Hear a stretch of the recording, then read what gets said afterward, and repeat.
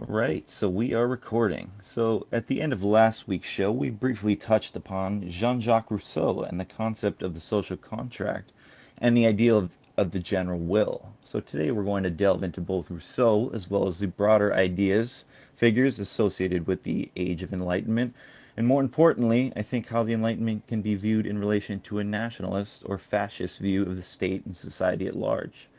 Today we will analyze the Enlightenment as an era of remarkable intellectual vigor and as a pivotal moment that transformed essential beliefs of man, society, politics, and the cosmos. We will examine how its legacy aligns with or occasionally contradicts political life that prioritizes organic unity, hierarchy, and a profound feeling of communal destiny beyond mere abstract reasoning or contractual relationships.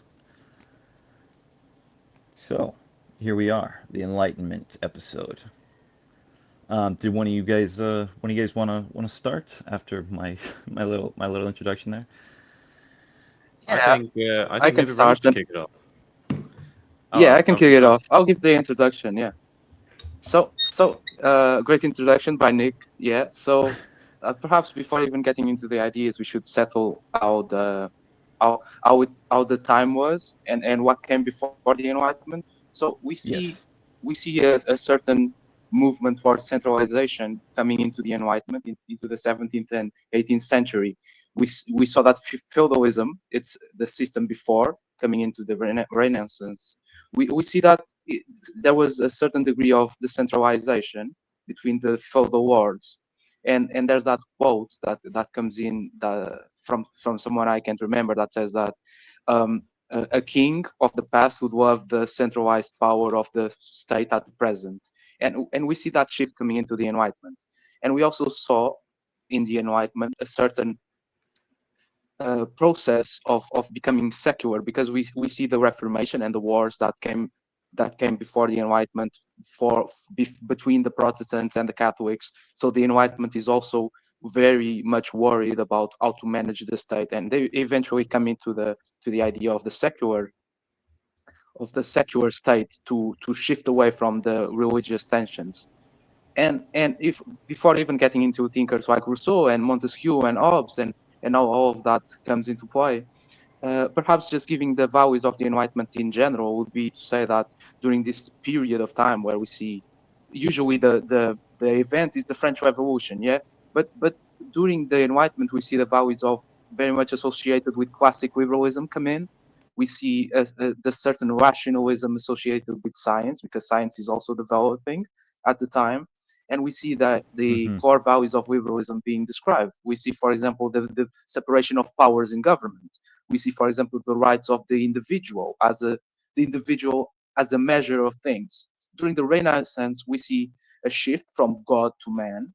As some put it, man becomes a measure of all things. We see that, for example, with Da Vinci's drawing of the Vitruvian man. We see Mm-hmm. man as the perfect measure of all things. But then the Enlightenment comes in and it says that, well, not just man as this entity, but actually the individual. And all of that Yeah. has the consequences that we know today. And that's just the core values to start off. We see also the idea of human rights starting to be developing, the development of the idea of human rights. And we see thinkers like John Locke come in and talk about private property, for example. So just setting up this theater of what the Enlightenment was. So now we can start talking about the thinkers themselves. But I'll give away to Wiswin and let him speak on Yeah. the Enlightenment as a whole, if you like, and take away from there as well. Yeah, thank you. That was a great introduction. The Enlightenment is an interesting topic in these circles because you do have some very rabid traditionalists who will despise anything post Enlightenment, and for what it's worth, I have my own contentions with Enlightenment thought and some of the figures and the Yeah. Sure. philosophies that erupted out of it. So I won't be a strict Enlightenment proponent here, I suppose. But it is the foundational basis for pretty much all of what we consider modernity. It is the underlying principles that govern the modern zeitgeist. There's something to be said about our own what's the word I'm looking for? Our own understanding of the world, it being slightly narrower than what a lot of people believe. Things like tradition, in the common colloquial sense, don't go back all that far. You have maybe 200 or 300 years of tradition outside of a few aesthetic choices or maybe some outliers within Europe. But most of the mores and cultural values that we've developed are fairly recent in the grand timescale. So when we talk about the Enlightenment and perhaps its positives and benefits, we have to take that conception and we have to look at some of these mores as being produced in that era, and what that means for a right wing movement. We have to sort of distance ourselves from our own cultural biases, modern biases, and say whether or not something is inherently valuable. But other than that, yeah, how do we want to break into this Enlightenment discussion? Where do we want to start? Yeah, yeah, that's a good question because there's so much of it to delve to start in with. I thought Rain's point, his kicking off point was great because you do, in order to understand the Enlightenment, you do sort of have to kind of trace it back through the Renaissance and the kind of the major shift that went on during the Renaissance that led to the Enlightenment. And I Yeah. don't think we would have seen the Enlightenment happen if not for what happened during in the Italian Renaissance, in the age of the European Renaissance. Actually, it's spread across much of the Holy Roman Empire. But then afterwards, I think we touched a little bit last week on, there were the wars of religion, right? The 30 Years' War in the 17th century, very brutal, somewhat comparable to the 20th century, right? The sort of European Civil War and excuse me, that eventually culminated in the Second World War, right? Or the First and Second World Wars. But ultimately, if we're viewing it from a European context, you can sort of view it as a European Civil War, right? On both fronts, it lasted also for roughly 30 years. So in order to understand the Enlightenment, I think that's a great jumping off point, and also the idea that man is, and not just man, as Rain pointed out already, not the collective man of the pre-Enlightenment age, but the man as the individual, or as Locke put it, right? The individual is sort of limitless in his in his future, right? With tabula rasa, excuse me, and the blank slate, and which is impacted us today tremendously. I don't think you can. Locke sort of, if we're going to talk about the Enlightenment, I think you can break the Enlightenment into sort of like, there were thinkers, even though this came before the French Revolution and the sort of left-right dichotomy. I think you can still kind of look at the Enlightenment, that there were thinkers like, for lack of a better term, and again, this is probably a bit reductive, but like right Enlightenment thinkers and left Enlightenment thinkers. I would say guys like Hobbes would probably be like a right, definitely on the right of the Enlightenment, and then his contemporary, Locke would be, or his major, people think about Hobbes and Locke sort of in this dichotomy as it is. So I would say that Locke would be on the left of the Enlightenment spectrum, and perhaps Rousseau would be in the middle. And I know we're going to touch on Rousseau to start off here quite a bit, and then we can jump into Hobbes. So I'll kick it over to Rain. Unless, did you want to say anything? Yeah, I was just going to say I think Renaissance era would be a great topic. I think maybe we should discuss a little bit of the political developments around that time. I think an important facet to understand the Renaissance and how it fundamentally changed Europe, and to the degree that it influenced the Enlightenment, would be to really talk about the nature of the state and nation. I think that's a deeply important topic, with regards to nationalism. Obviously, it's half Yeah. of the name there.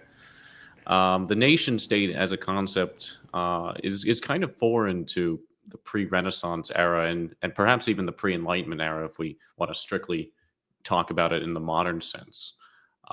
But Rain, do you want to add anything to what Nick said? Yeah, yes, I want to add, talking about the nation state that you point out, it's Hmm. interesting because we have, of course, most scholars, and now it's highly debated, but they point to the Treaty of Westphalia as the point where the nation state is born, and there's a certain truth to that because we recognize the association between the nation and the state at that moment. But before we had, during even the Greek time, the ancient Greece, we had the city state, and to what point that was also a nation state, in parentheses, would be interesting to discuss because it's an highly it would be an highly homogeneous entity, and the politeia, as it's called, would be also a certain version of the nation state, of course, called the city state. Uh, but that will be a debate for another time. Some people point to the Magna Carta after, with all the English stuff that I won't get into it, but as the start of the Enlightenment, some others point to perhaps the French Revolution as the point we should focus on, and then also as the wealth of nations from Adam Smith as also the literary start to the Enlightenment, or Montesquieu. So it's Hmm. highly debated where it starts, but the name itself is very interesting because it's called the Enlightenment. Well, the time of light, and why is that? Well, it's also associated to the idea of the Dark Ages, if you really think about it, because it's this perception that, and we know that the Dark Ages is a highly fallacious concept and term to describe the era before it, but it's like, the Enlightenment is this moment where everything flips on its head, and it's a really good point to say that because during the Enlightenment, if we think about flipping things on its head and thinking about subversive stuff and perhaps the corrosive or the corrupt, if you want to call it that, we have thinkers like Marquis de Sade, which is interesting because he's an Enlightenment thinker. He was there when the revolution started in France, and he was writing all about it. And he went to jail numerous times. But he's an Enlightenment thinker, and he isn't much talked about because of all the stuff associated with him. But like Nick said, the Enlightenment has these various sides that you can't really point to one and say, well, this is was the Enlightenment.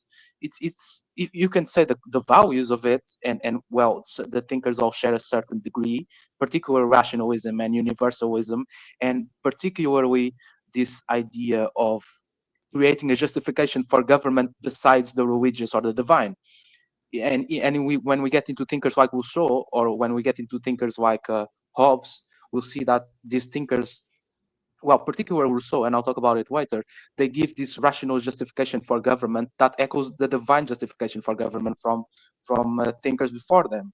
For example, Suarez or Yeah. Vitoria from the School of Mm. Salamanca, which from Spain, which is interesting. Well, of course, very different, Rousseau's interpretation of it, but it's interesting how, for example, Suarez, I believe, said that the community before the idea of the social contract is formed and is blessed by God, and that's how it's justified. The moment that it's blessed by God, it becomes a justified community.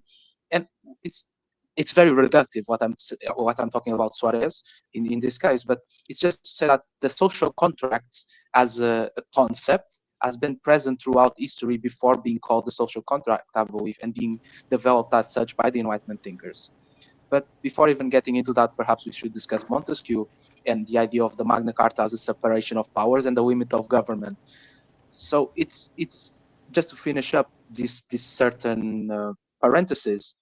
Uh, it's interesting to point out how everybody was worried about, suddenly we need to set boundaries in government because, as I said, during feudalism, the government, the king was called sometimes the God King, and this is a trend throughout history to call him the God King, but Yeah, it's just in the name if you divine really think right. about it. Yeah.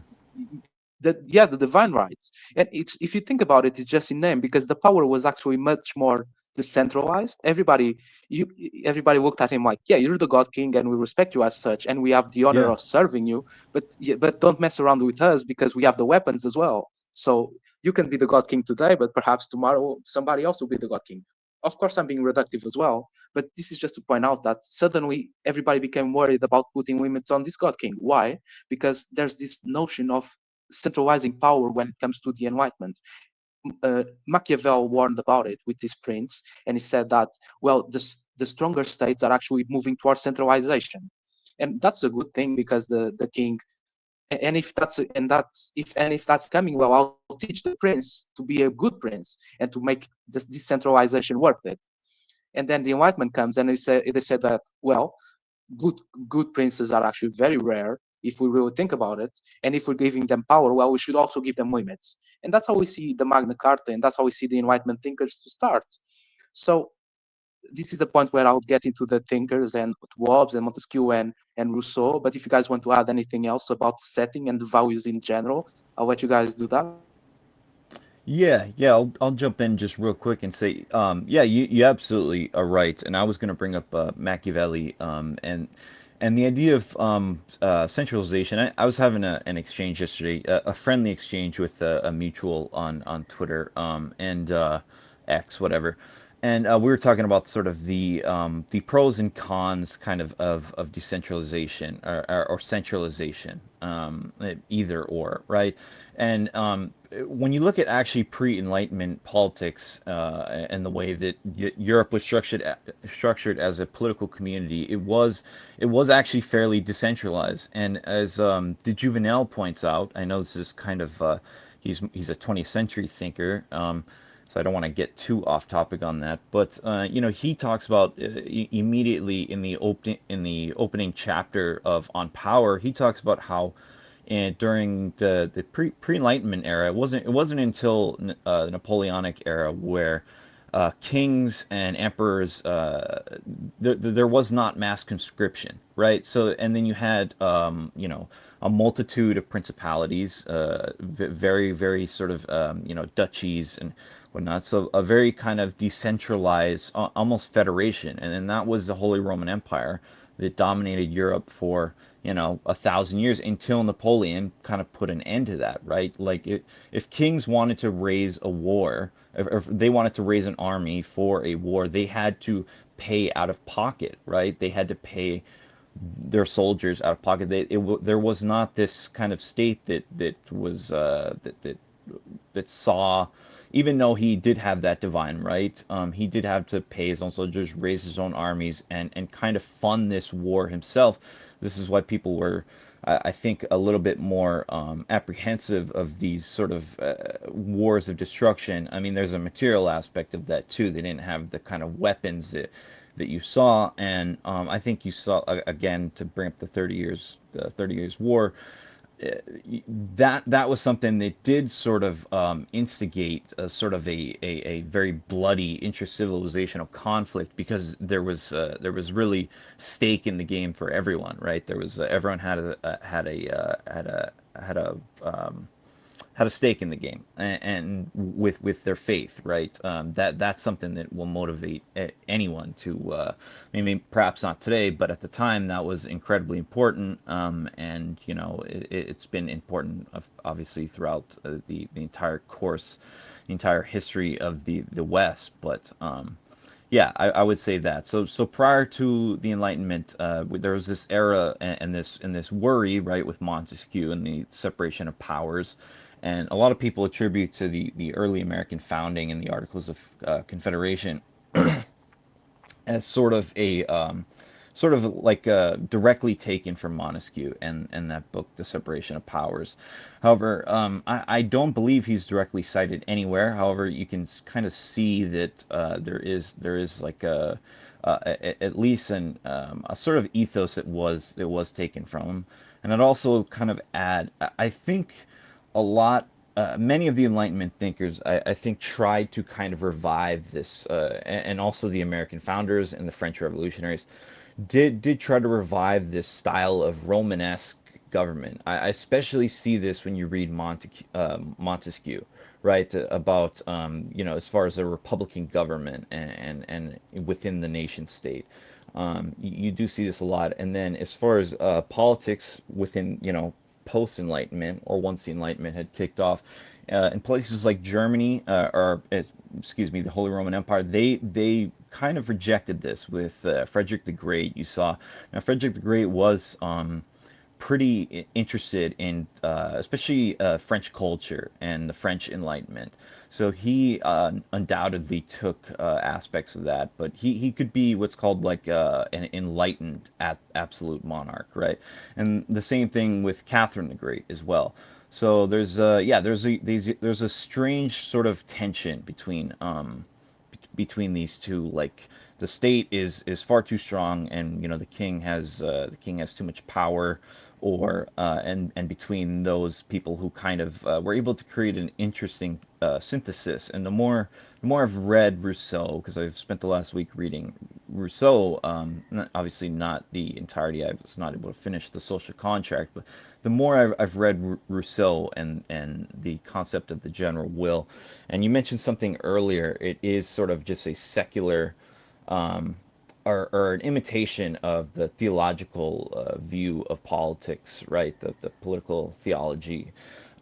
There's a Giorgio Agamben said, I believe, in The Glory and the Kingdom, which is the theological genealogy of economics and government.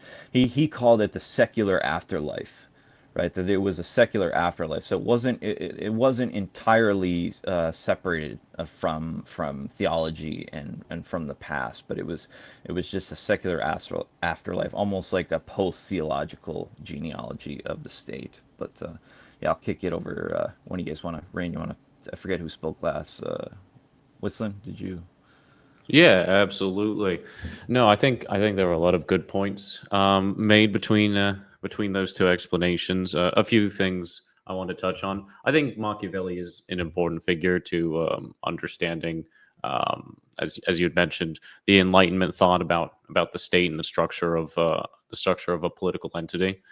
Uh, the Westphalian Treaty is probably where the legal definition, the legal paradigm of what Yeah. a state should be was established. But the ideas it espoused were not novel. It didn't change anything. It rather just legislated the status quo. It legitimized it into an actual political system, but it was already in effect. The nation state, the state itself, does go back to Machiavelli, in my view, the Prince, where he discusses very overtly the idea of a political entity that is headed by somebody, and that political entity governs a specific territory.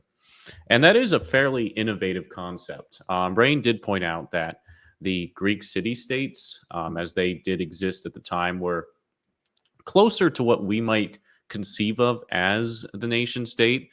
And I do agree that they are closer, but I don't think they fit the template completely. And the reasons why are perhaps outside the scope of most of this discussion. But um, I think the nation state needs to have the Renaissance. It needs to have that kind of Europe. It needs to have that Renaissance mindset to really take take effect. It can't exist in a pre-feudal era. It can't exist where most of the world is kind of untouched, I suppose, where the distance between two political entities is not able to be managed. But aside from that, um, the the modern effects of the Enlightenment and the political thinkers that evolved from them, specifically in the American tradition, we do have the founding fathers, and they took a lot of Roman republicanism as both an aesthetic and a legal influence, and some of that is justifiably comparable. Uh, but I would also contend that the ideas in ancient Rome are not compatible with a lot of Enlightenment ideas about how society could be structured. The way I see it is that in the pre-Enlightenment era, particularly with feudalism, you have a relationship between the head of state and the people. And this is where the social contract, as a reflection of that principle, rather than an innovative concept, really comes into effect. You have a king, or some kind of monarch, or maybe the head of a family if you're in a merchant republic, and he governs territories. He does, or I should say, he doesn't govern territories directly. He governs people who own estates, and those estates govern territories in a sort of de facto way. Now, the relationship in the Enlightenment thought and solidified in the Westphalian Treaty changes that dynamic from the head of state being governing a political entity, and that political entity is negotiated amongst its citizens. That political entity governs a certain people and a certain territory, and it changes it from a personal dynamic into a more abstract one in my view there. And that is in my opinion the most important innovation, the most important political change of the Enlightenment.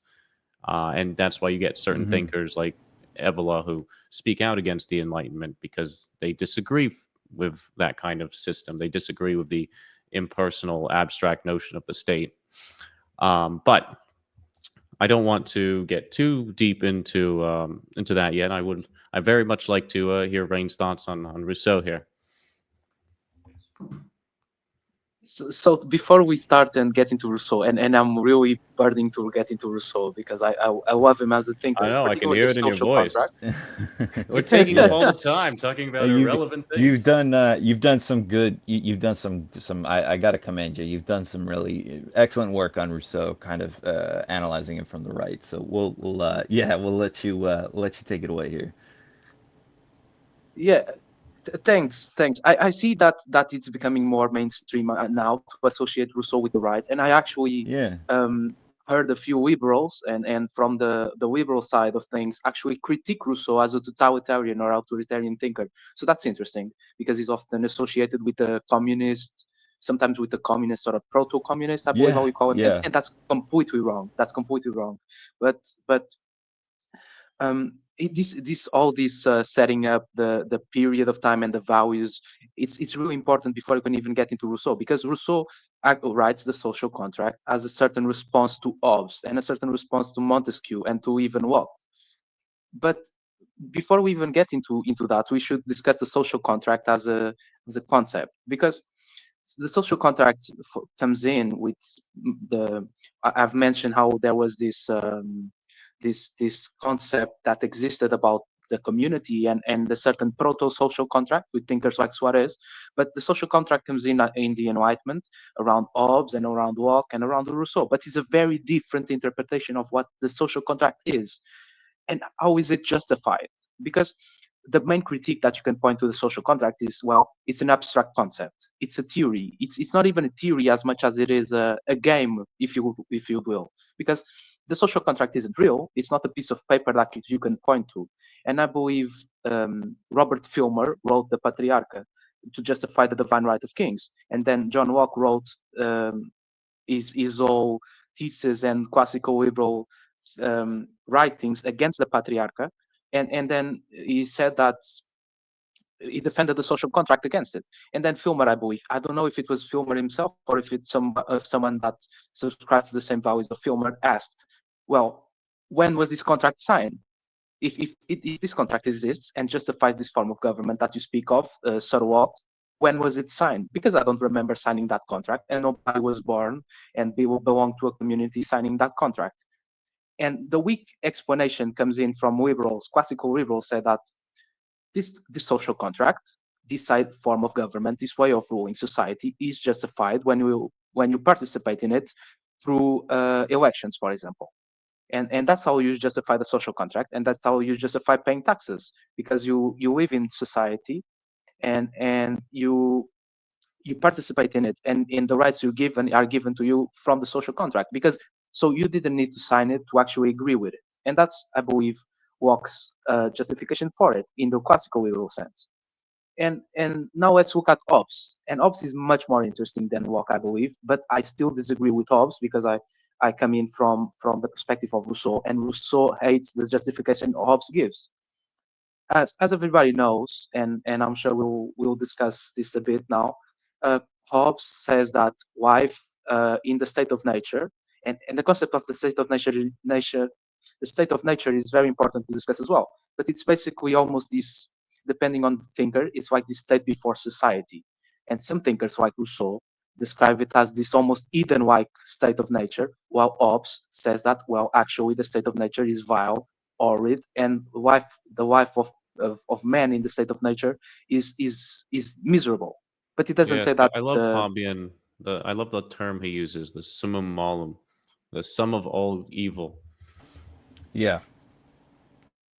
yeah, it's a very disgraceful state for Hobbes to be in, and he actually doesn't say that human nature is evil in itself, I believe, but he says that the state of nature is a state of misery. So Right. it's an Right. interesting distinction if you really make it. So that's interesting.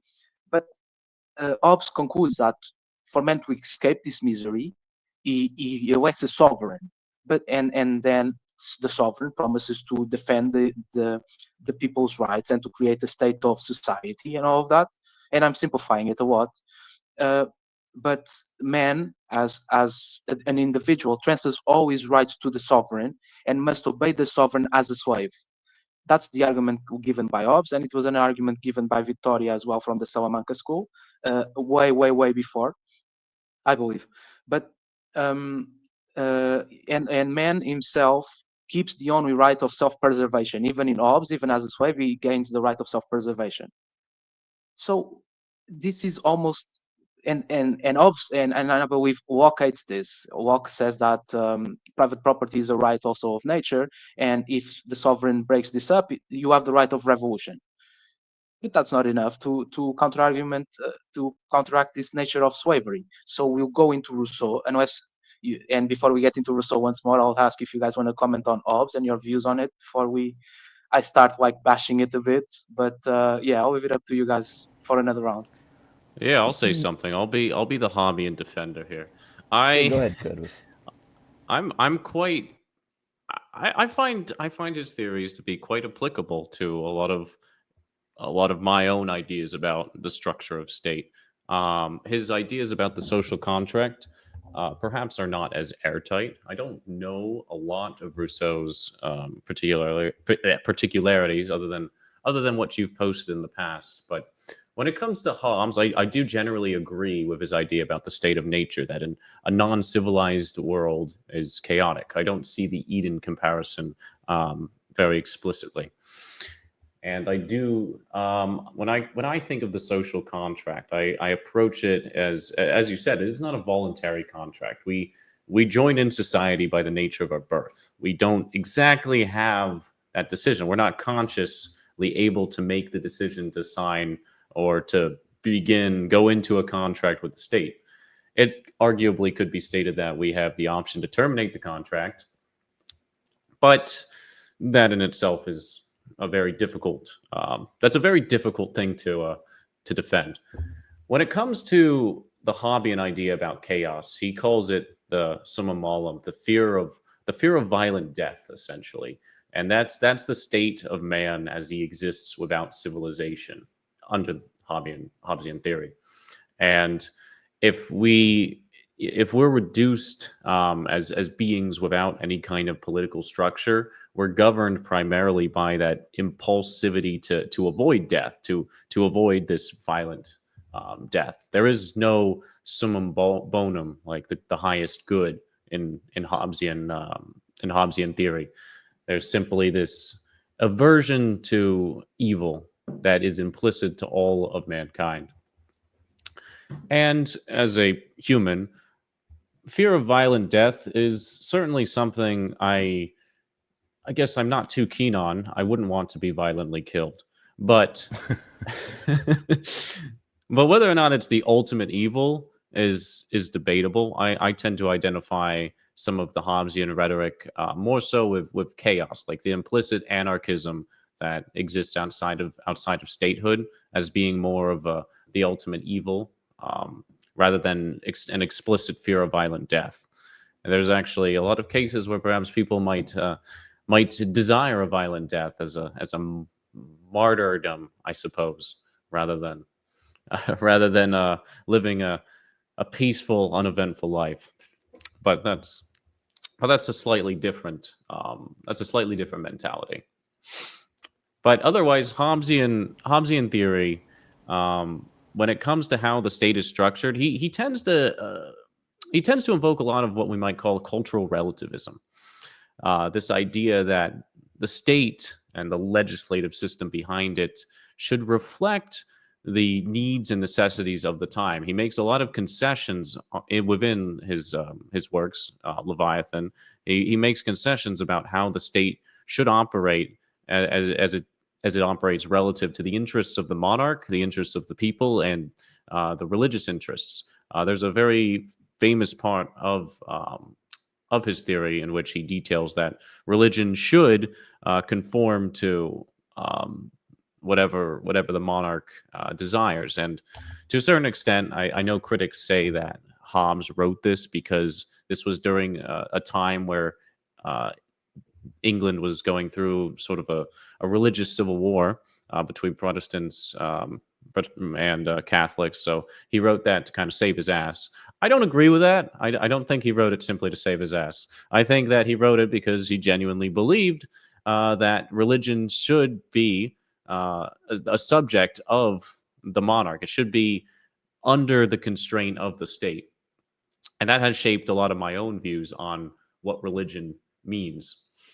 There are other facets within Hobbesian rhetoric that um, I do quite enjoy. I like the idea of the sovereign being held up to sort of a divine scrutiny that it almost reminds me in a way of the Chinese concept of the mandate of heaven, that there's this divine entity that Mm. can be subject to sort of the social whims of the greater world if he falls out of favor, right?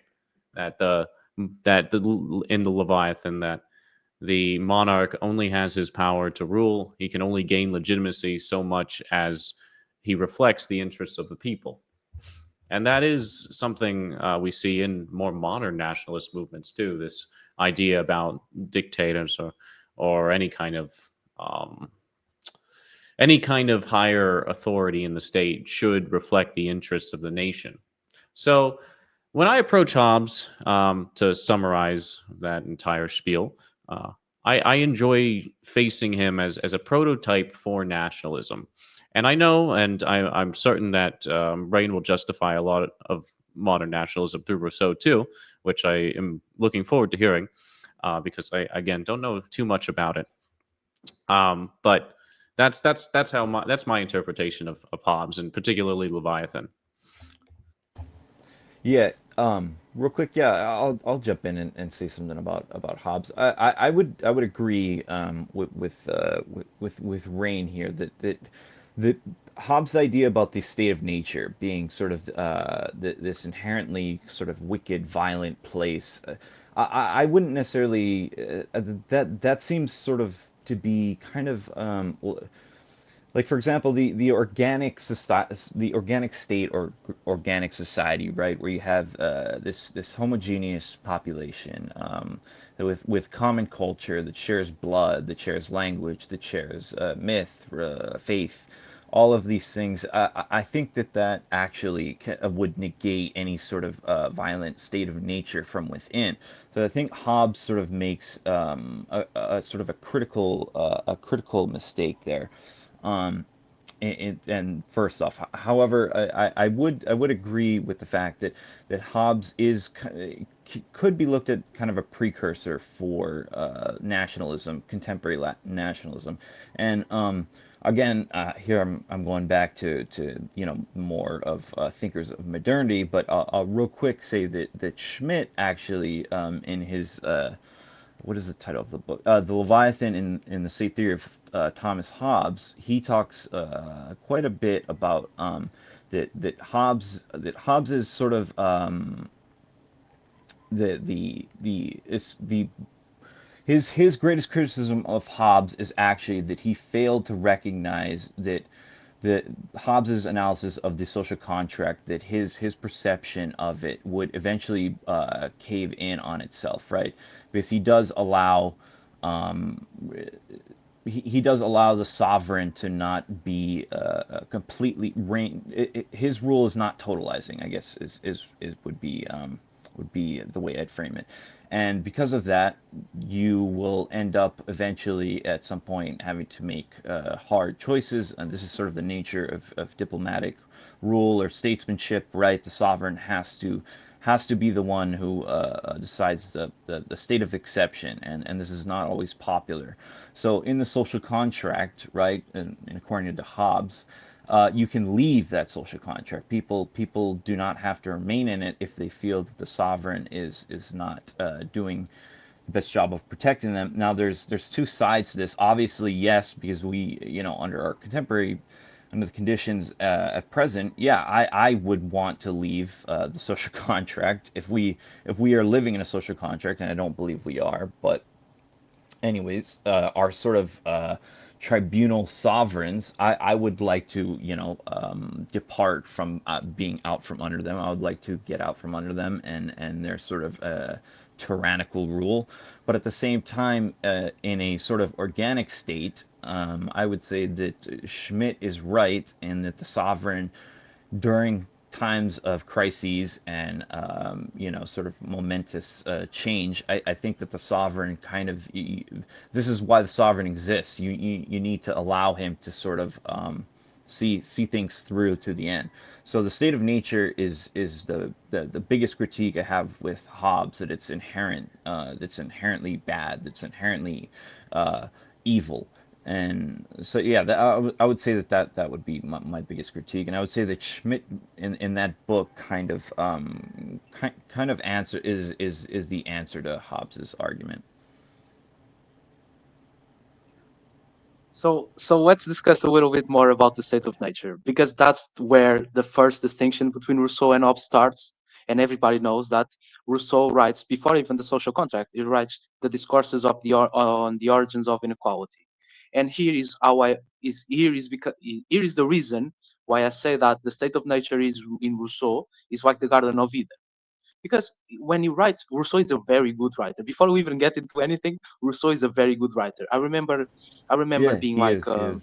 I, I, yeah, he is. He really is. Because I remember really being against what I thought Rousseau was, and I read him, and even when I disagreed in my stubborn way of viewing Rousseau, I was like, this is I shouldn't like this, but goddamn, is the writing really good, and it's like s- talking to the heart. I don't know how to explain it, but it talks to the soul, to a certain sense of soul in the writing, and that has been discussed in our sphere, I believe.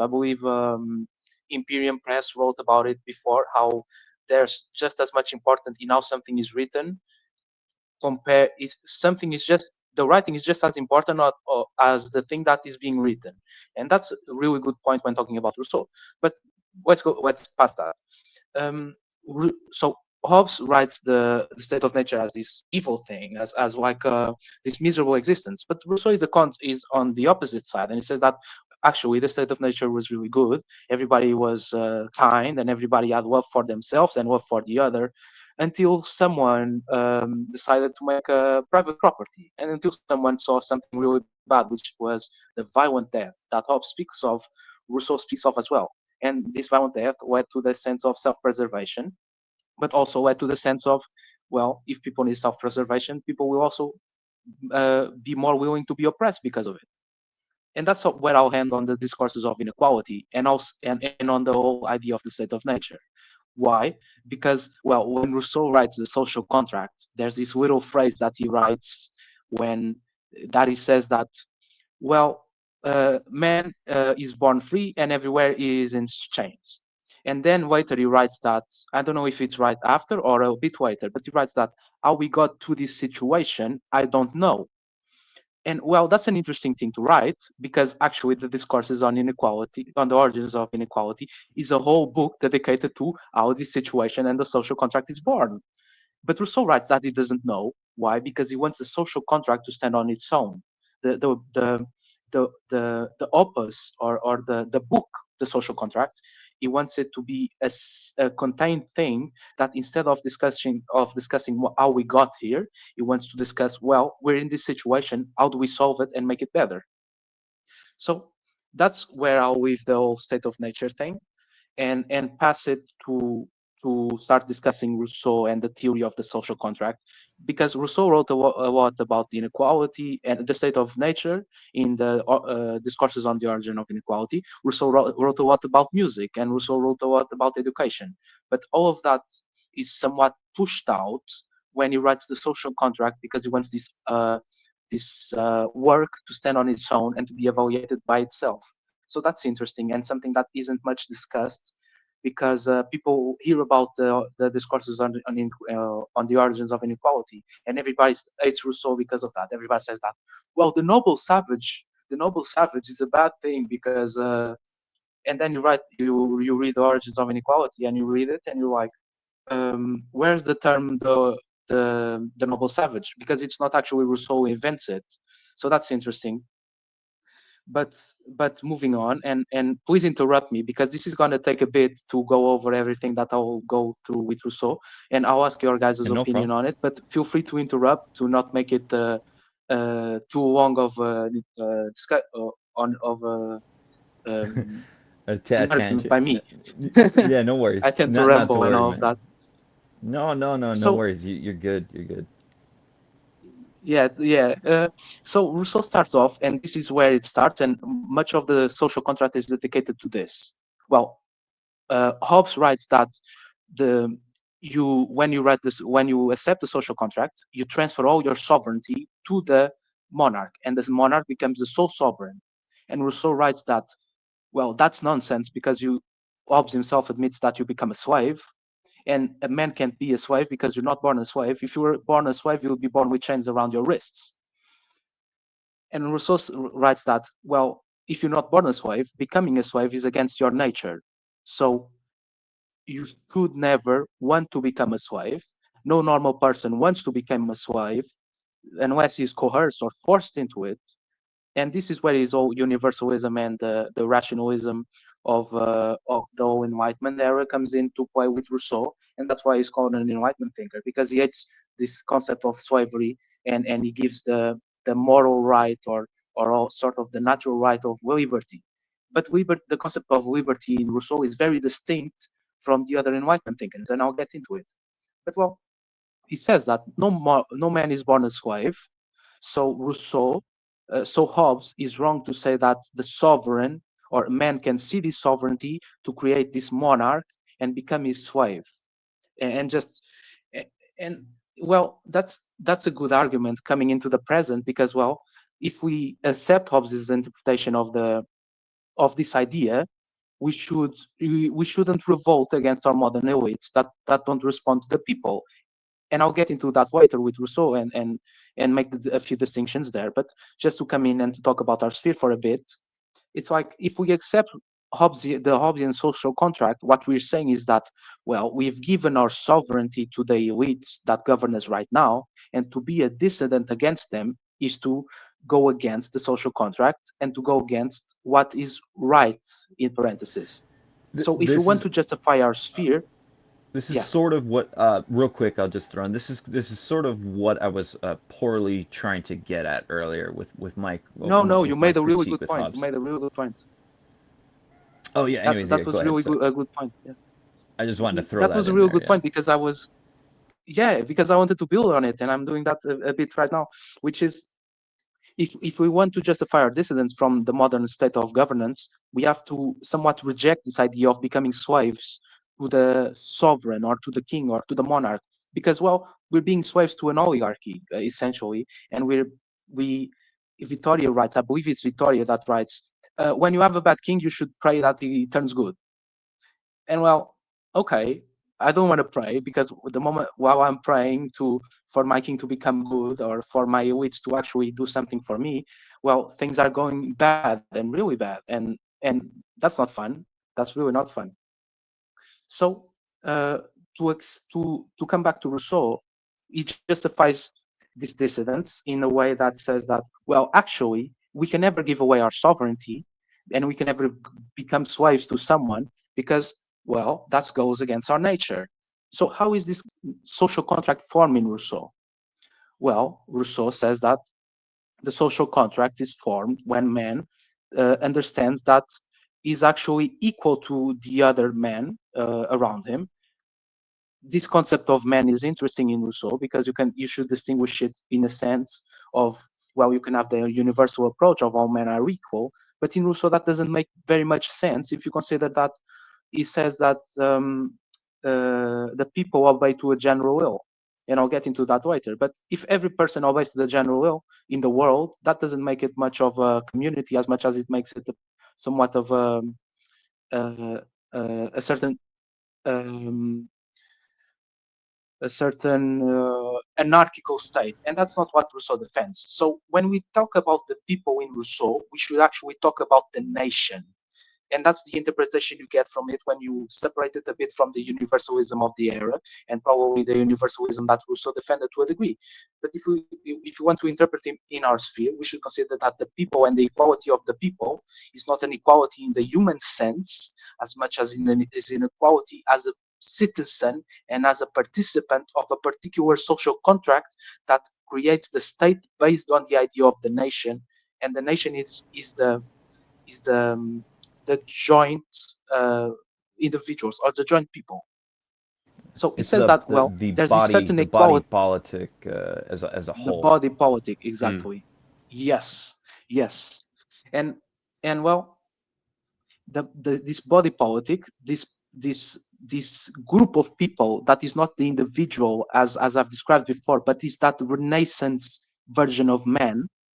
That it's almost like a, you know, how the illustration of Hobbes Leviathan exists, and there's the head of the king and then the little bodies of the people making it the body.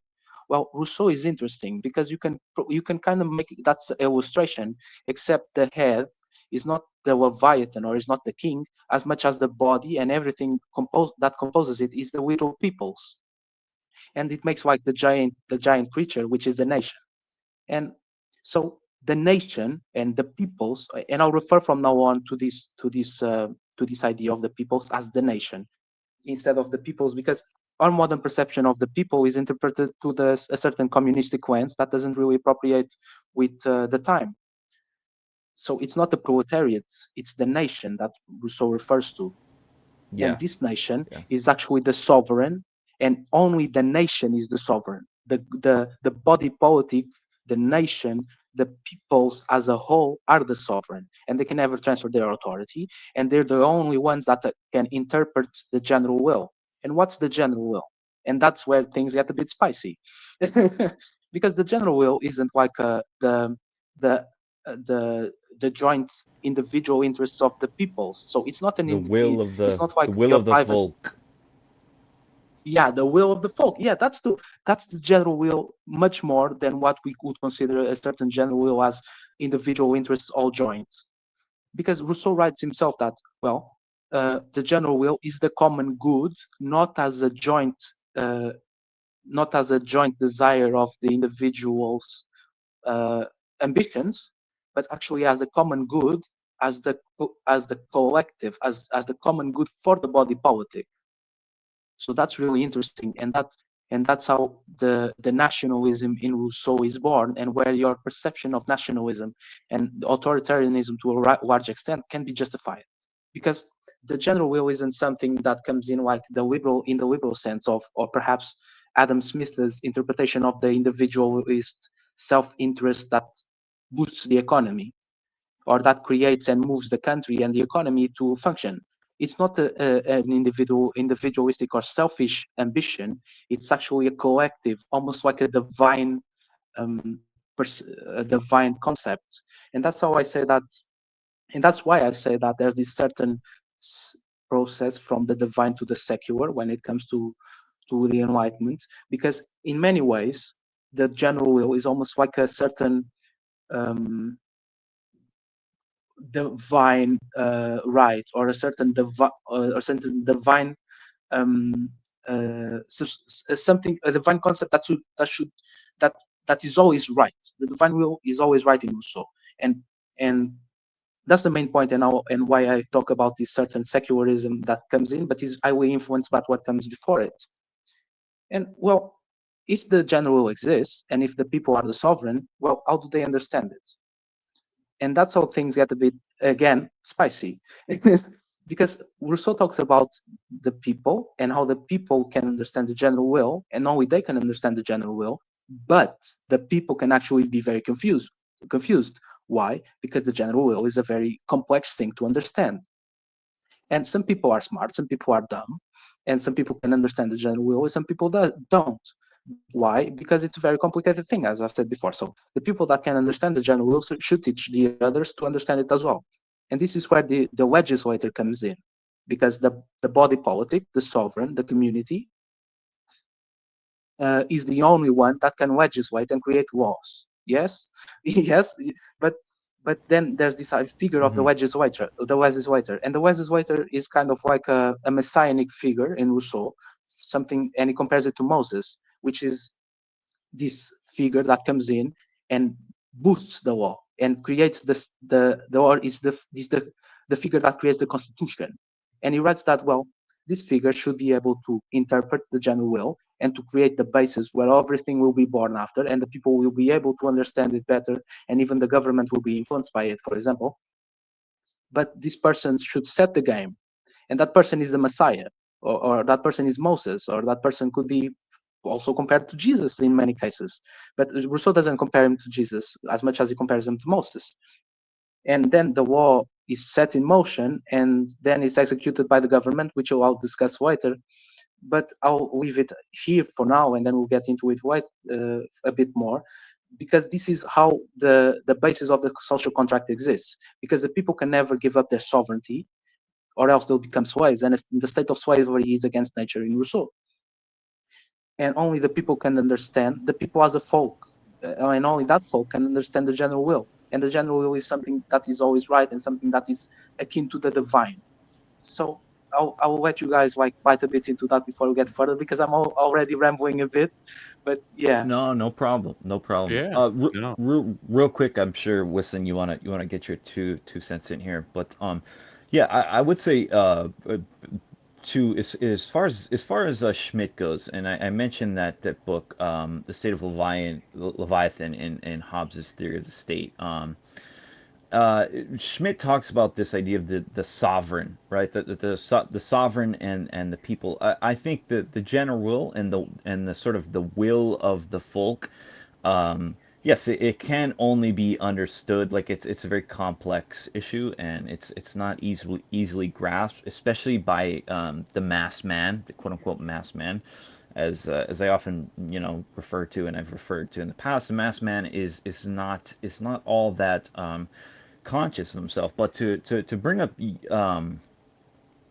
Schmidt is like the state and sort of a traditional aristocracy, although Schmidt doesn't write about it, so a traditional aristocracy so much in this book. But my own reading of it could be that the aristocracy, is the sort of best and brightest among a folk, and they sort of interpret the general will on behalf of the state, or the sovereign, whatever, and this is how it's supposed to function. And Rousseau kind of sees that through the legislative process, or the legislature. I would see it more, not necessarily. I mean, it could be through a legislature, but it has to come from sort of a traditional aristocracy.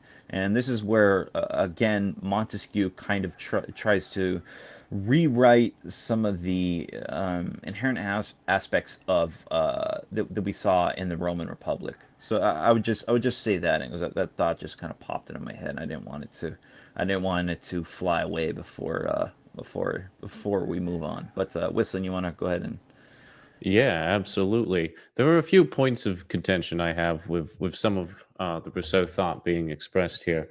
The first one is going to be about the state of nature.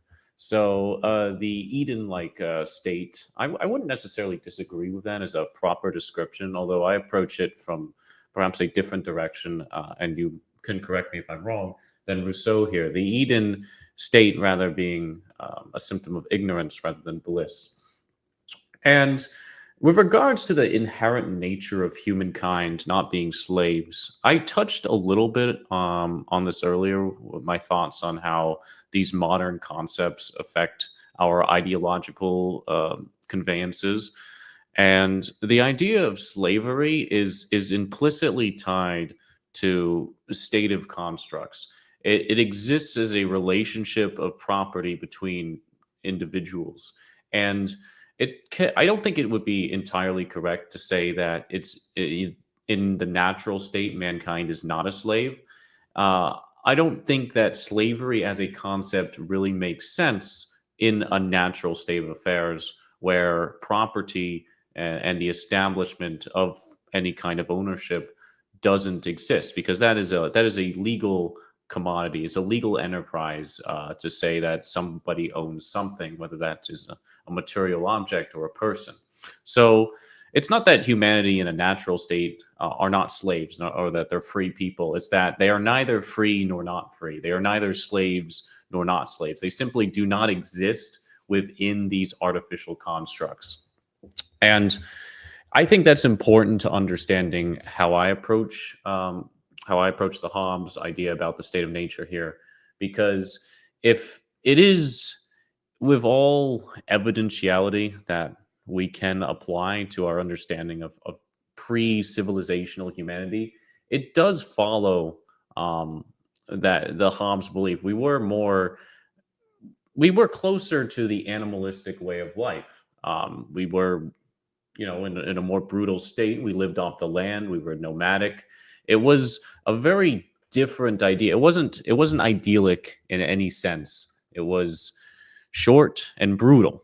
Um, and I don't think that makes us better. I think slavery and or should I say the idea of undermining our own individual sovereignty. I think that is a good thing. I don't see it as a negative. We give up a part of our own freedom, um, or I guess the implicit lack of any structure. We give that up to become citizens, to become part of a community. And that's not something that we give up voluntarily, of course, as mentioned earlier, but we give it up simply by existing within a community. And if we leave that community, then being we risk returning to the natural state where our safety and our ability to live a full life can no longer be guaranteed.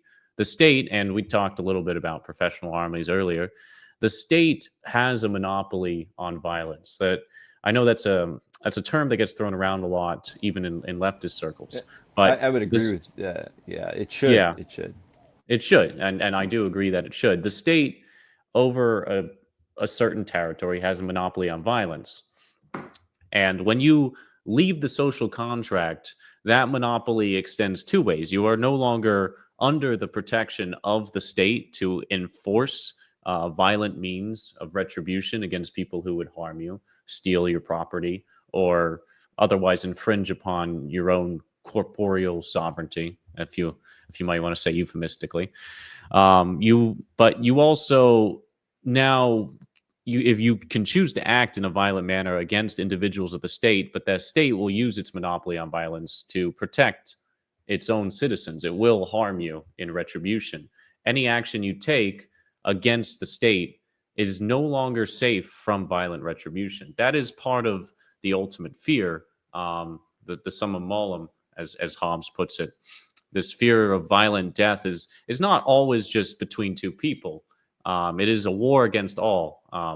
It is man against nature, the state of nature, hunger and food and agriculture and all these things that require state structure to function.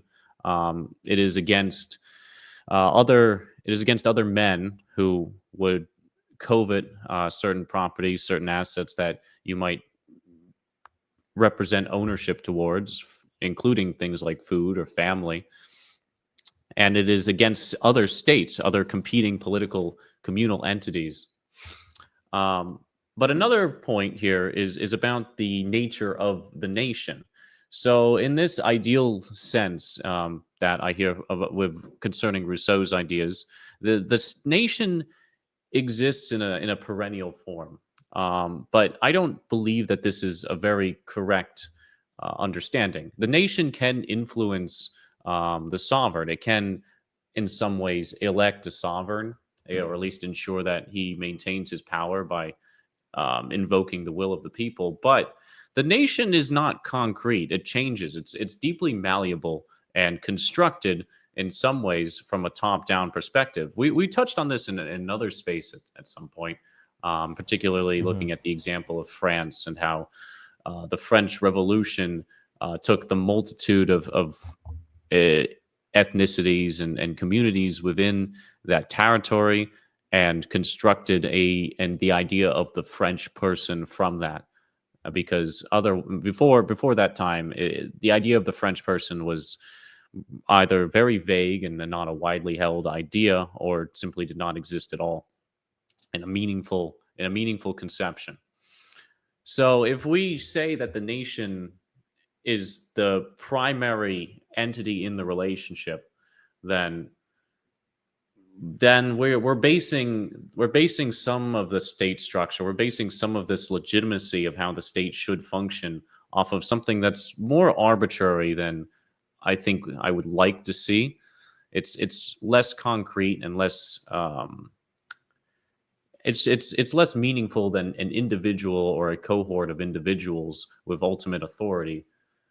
The Leviathan, as the metaphor Hobbes uses, is not simply just the person at the head of state. He is the representation of it, but he does gain some legitimacy by ruling over his people. He reflects them, and they reflect his will. It's a Right. bipartisan relationship. It's not simply that the king has the ultimate authority and he says whatever he wants to do, but that is a major component of it. It is a relationship that needs to go two ways. You have to have an authority figure that exists outside the exact will and necessities that are granted upon the people, because people are very stupid to a large degree. There are stupid people out there. There are This is people.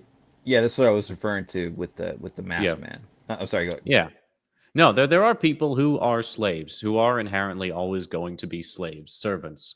They do not have either the mental or physical capacity to become political agents. And part of the social contract is establishing this idea that everybody is a politically agentive enough to sign into this contract abstractly and have a say in how the sovereign acts through the will of the people. And I don't see that as necessarily correct. Nobody is born equal, even within a single nation, even within a single ethnos. There are always going to be people, and perhaps even the majority of people, who do not have the intellectual capacity to be sovereign on a political level. They do not have the intellectual ability to make decisions about how society should be run, and they should be subject directly to whatever social mores are determined to be beneficial to the nation through the legislative system that is granted by the sovereign. And I think that's important, especially with Enlightenment thinking about how we are equal partners in sort of this governing relationship. There's an egalitarian worldview that does pervade a lot of Rousseau's ideology, and Hobbes too, for that matter. I can't absolve him of his sin of egalitarianism, but the Hobbes idea of having a singular authority structure, a top-down relationship, at least for a significant portion of the state relationship, speaks to me more strongly than justifying the existence of the state through the nation entirely, if that makes sense. Yeah, yeah. Real quick, I'll throw this in, and then I'll let Rain pick this up. It's interesting because you can kind of see this as far as Rousseau's critique of Hobbes being sort of basically kind of what you outlined, parts of it at least. Hmm. But you can kind of see Rousseau.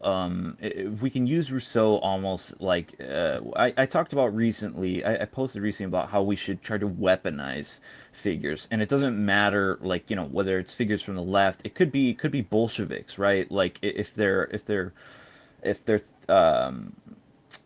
their theory, if their theses are beneficial to us, we should use them and try to weaponize them. I think that's we should do that. And as far as Rousseau, you can see that in our current set of circumstances, and it's also important to take into account that the Enlightenment, the zeitgeist of the Enlightenment, both of these men were sort of subject to the events of their age, their spirit of the age, right? Yeah, no, absolutely. I don't disagree with that entirely. I Yeah. think that if I were to speak on a personal level with any Enlightenment thinker who wrote on the social contract, I'm sure we'd have deep disagreements. I don't believe in human rights. I don't think there's anything inherently valuable about human life or that we deserve anything innately. I think all of that is constructed, and that is definitely going to be at odds with Enlightenment thinkers. Right. Yeah, that So would we be do have to. I'm more sorry. sort of the state of, oh, no, go ahead. Yeah, that would be, I would say, I was just going to say that would be more in line, I guess, with the state of nature. However, I would say that there is sort of an organic structure within the state of nature, and as far as Rousseau, we can sort of use Rousseau Hmm. because there is this concept of the general will, and it's not necessarily of there is an aspect of popular sovereignty, as Rain noted, but there also is an aspect. It's not like the mass democratic um, ethos that we see today in our current Hmm. age, right? Or maybe that's dying, but whatever. Now we live under sort of this new neo-feudal.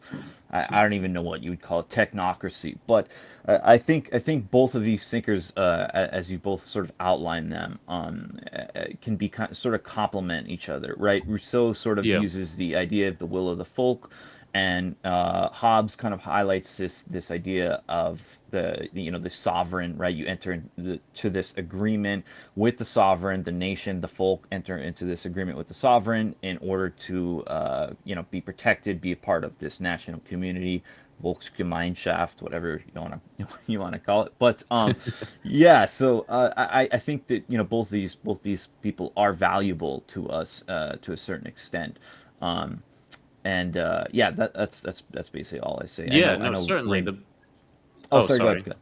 I just wanted to No, add no, on I'm just done. one more final statement to that. Yeah, I definitely enjoy that Rousseau discusses the general will of the people. The what did you say? The Volksgemein. I don't know German very well. Volksgemeinschaft. Yeah, the Volksgemeinschaft. Yeah, yeah. I Yeah. don't know German. I don't know very. I don't know German. I've been trying to learn a little bit of it though in the last couple of months. But anyhow, it's besides the point. Yeah, I agree. I think that's an important missing part of Hobbes's ideas. He doesn't have any idea of the general will. He's much more pragmatic about it, and obviously that reflects some of the English mindset. I guess they're a pragmatic people. They don't deal with poetry and fun stuff. They enjoy just talking Sure. about you know money and taxes. You got Adam Smith, right? Yeah. Um, And the but French and the French sort of deal with are very artistic people, very creative Yes, people, they're which autistic people. They right, love which they're great yeah, writers too. right, You which got sort of Rousseau, it's speaks, yeah, poetry instead of right, just politics. right, I would which never imagine I would never imagine an Englishman writing something like that. No Englishman could write Zarathustra. But um now I've made something funny up and I've lost my train of thought here. it happens. But with regards to Do you want me to pick it up and then Yeah, we'll yeah, I'll go let from you there? pick it up if I think of something important. Sure, Yes, sure, sure. I wanted to say. Sorry, I just remembered now. This was actually in response to something Rain had mentioned earlier about Hobbes and sort of obeying our current masters. Um, I think that ties into the idea of being political agents. Most people not I like to imagine that on some level I have a I have a slightly greater amount of political agency than the average person, and in that regard I think people like us have the capacity to be dissidents. We can understand, we can look at the social construct as it exists, Hmm. and it is true we are disobeying it. We are going against the general will of our time. It just so happens that we can view the general will of our time as being detrimental to, the condition of our race. There The is a general social will, yeah, contract. Yeah, there is a true, social the true contract that general will. exists. Yes, there is a social contract that exists for the current liberal state of affairs, and I would definitely like to renegotiate it, given the opportunity. Your Wisman's concerns are very, very prevalent and very well equipped, very well mentioned. Because I have two criticisms of Rousseau, and everybody knows I don't like abstractions.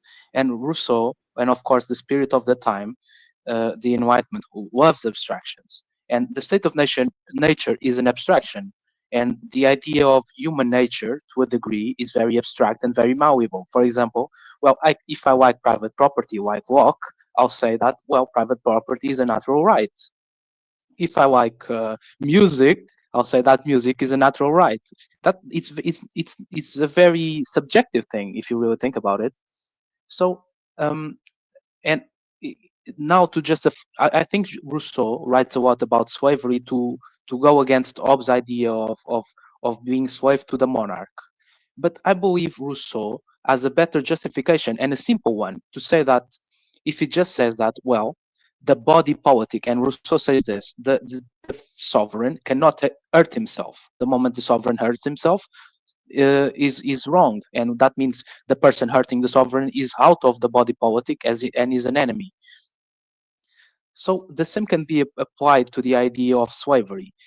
To make somebody from the body politic, so somebody that belongs to the nation, a slave, is to hurt the nation itself. Because, and now here's how I'll discuss the equality present in Rousseau, because it's a very specific form of equality the moment you take away a certain universalism. Because Rousseau's equality is somewhat limited to the idea of we are equal in the sense that we're all citizens and we all belong to the group that is sovereign and that is able to understand the general will. So it's not the idea of everybody is equal, everybody has the same capabilities, as much as it is. And Rousseau is against that idea. Rousseau says that we are all equal as parts of the sovereign. And because I think there's two misunderstandings. The first one is that the sovereign in Rousseau is almost an abstraction as well. So it's not the sovereign as the monarch in Hobbes. It's a sovereign as this entity that can never be divided, that can never be separated, that exists as the body politic or the nation in the abstract sense. And well, uh, I subscribe to the idea that the nation exists in the certain abstract sense, or in the Platonic form, and then it's represented through the nation in the corporeal form, so the people. And I know Wilson has these problems with that, but just to say that, and that this is a certain idea of the sovereign in Rousseau. It's not the government. The government is never the sovereign. In fact, Rousseau denies the idea that the government is sovereign, as much as the government or the executive is the manifestation and the applicability of the sovereign. So it's like a reflection. It's not the sovereign himself as much as a mirror that must enact how the sovereign would react. And the second point is the idea of the general will, because I don't think perhaps I didn't explain it that well, but I'll go through it again. The general will is not the decision of the government or the decision of the people, as much as it is a certain good or a certain value that exists in the abstract, and the people should seek to understand it and then apply it. And when they apply it, they're correct. And if they don't apply it, or if they go against it, they're wrong. So it's almost like this godlike entity, if you think about it, that is the absolute good. And well, so when we say the general will of our modern time, and if I'm against it, well, I'm not against the general will. I'm against the government in place that is against the general will. So that's how Rousseau justifies revolution. Because Rousseau justifies revolution in the sense that you can revolt against your government, against your despot, and the despot is not the monarch in Rousseau. It's a government that denies the general will.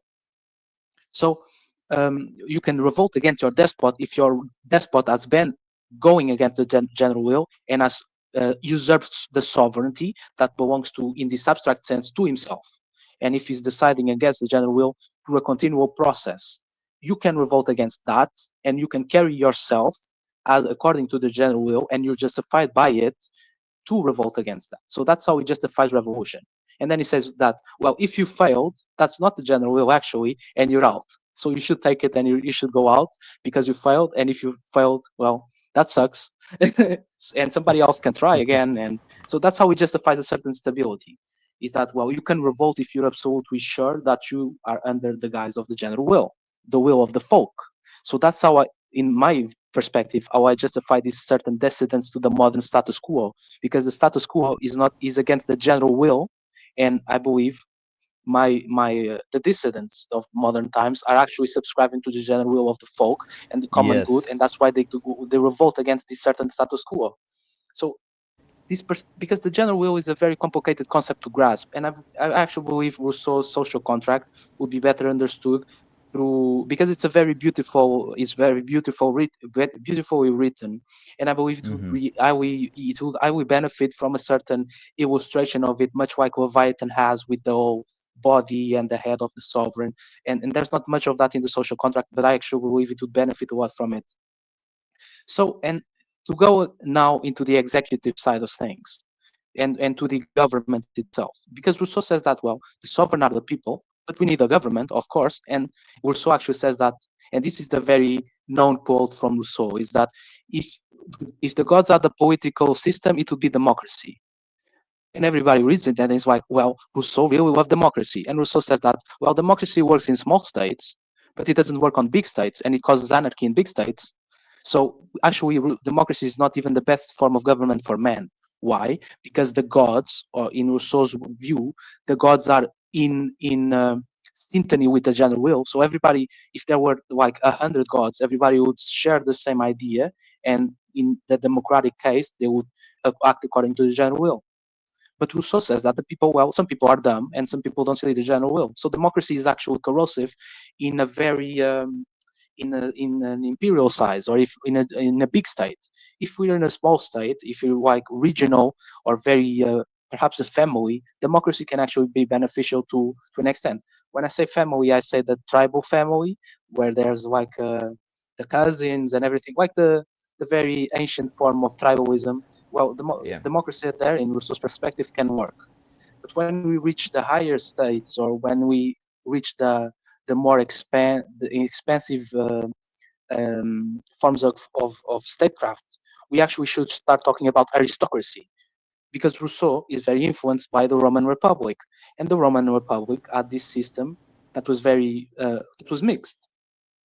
So Rousseau actually subscribes to the election of an aristocracy, and that's much more prevalent in Rousseau because, well, the people are the sovereign, so they must justify the government, and the government is justified through the acceptance of the people and through the government's um, allegiance or alliance or allegiance to the general will.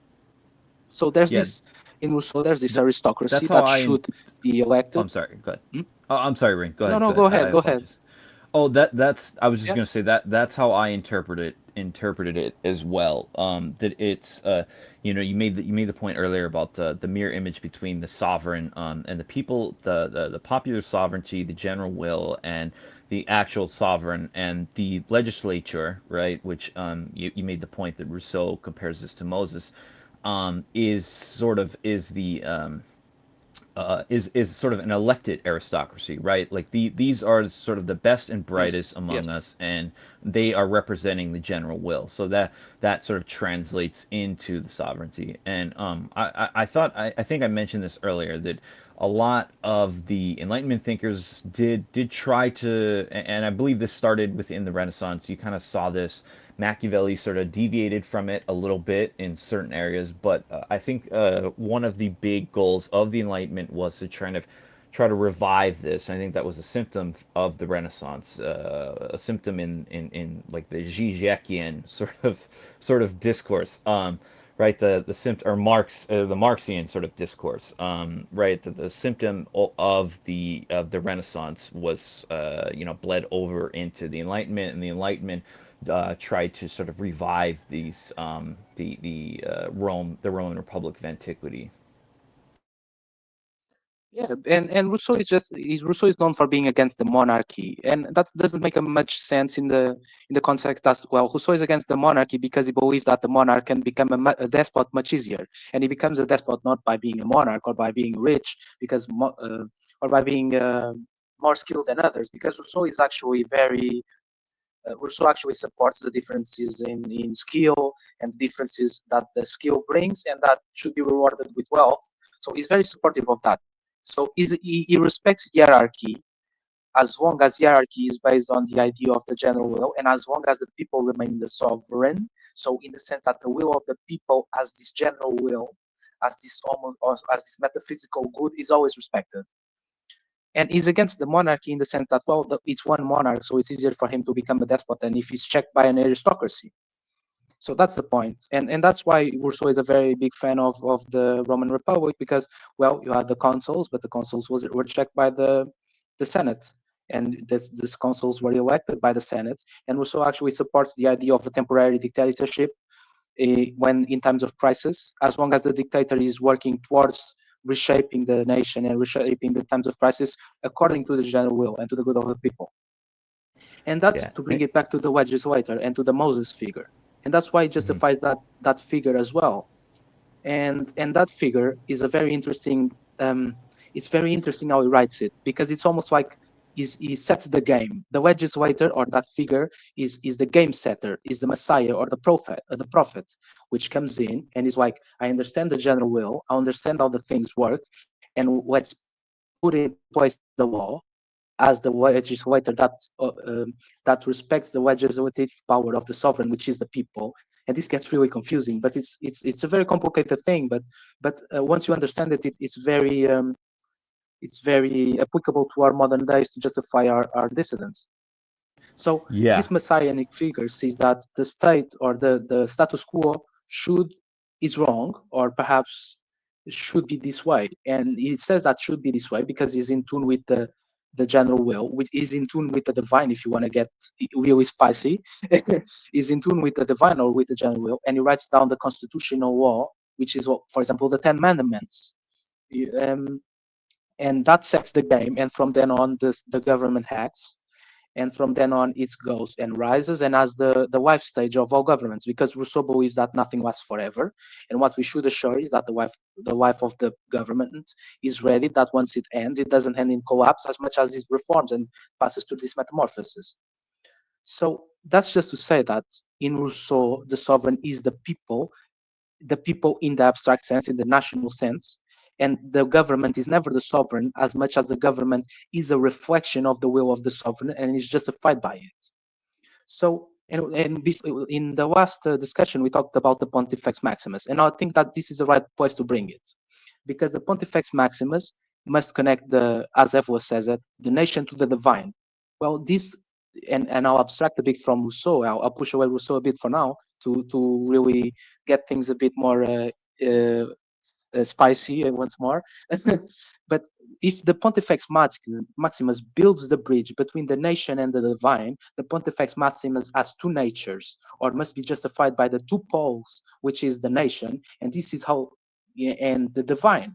So to be justified by this, the Pontifex Maximus must have the divine justification and follow the divine, or the general will, if you will, and must be justified by the sovereign, which is the people, and so he must contend with these two poles, which is interesting.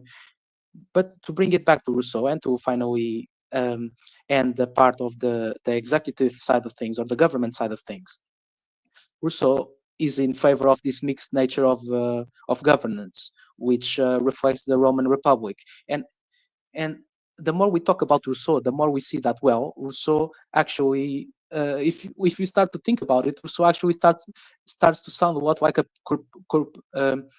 system of states. Statecraft is very fascist, for lack of a better word, or it's because it favors a regional sense of democracy. So the regional people should gather, and this goes back to the Roman Republic once more. And fascism is influenced by the Roman Republic as well. So that's where perhaps the parallelism lies. But, well, we have the local elections, or the very local and regional decision, and the people decide on it, and then it goes to the upper level, and then we have the district, and then the district goes to the district goes to the government, and the government is composed by all of these elections, and then we have the council, for example. So this all reflects a certain Corporativism, corporativism. Oh yeah, yeah, corporatism. Yeah, like Yeah, the corporatism. Yeah, corporate model. Yeah. No, I can yeah. see So that. that, Oh, sorry. Go ahead. Good. yeah. So that resembles a lot of the fascistic side of things. And to end all of this, and I'll let you guys bite into all that side of things as well. It's just to finish up and to bring back Evola, because I love bringing back Evola for many reasons, Of and to course, bring back the we all state of the do. Enlightenment. And now we got, yeah. So in the end, the Enlightenment, as we've discussed, is coming to this process of centralization. Yes, and we see this, for example, with Louis XIV. Louis XIV is a very interesting case in the antidoctal sense, because we reach a point of centralization where the ministers around him would, in Versailles, would sit according to how much he liked them. And if you insulted the king in the most ludicrous way, for example, if you didn't eat with your spoon, or of course that's very exaggerated, but wherever, you'd be moved seats. So that just points to a certain disrespect coming from authority that wouldn't be tolerated in ancient times. For example, in ancient Greece, if you exalted a father of a family, suddenly the whole family would defect and fight You'd be against at you for war. whatever the reason.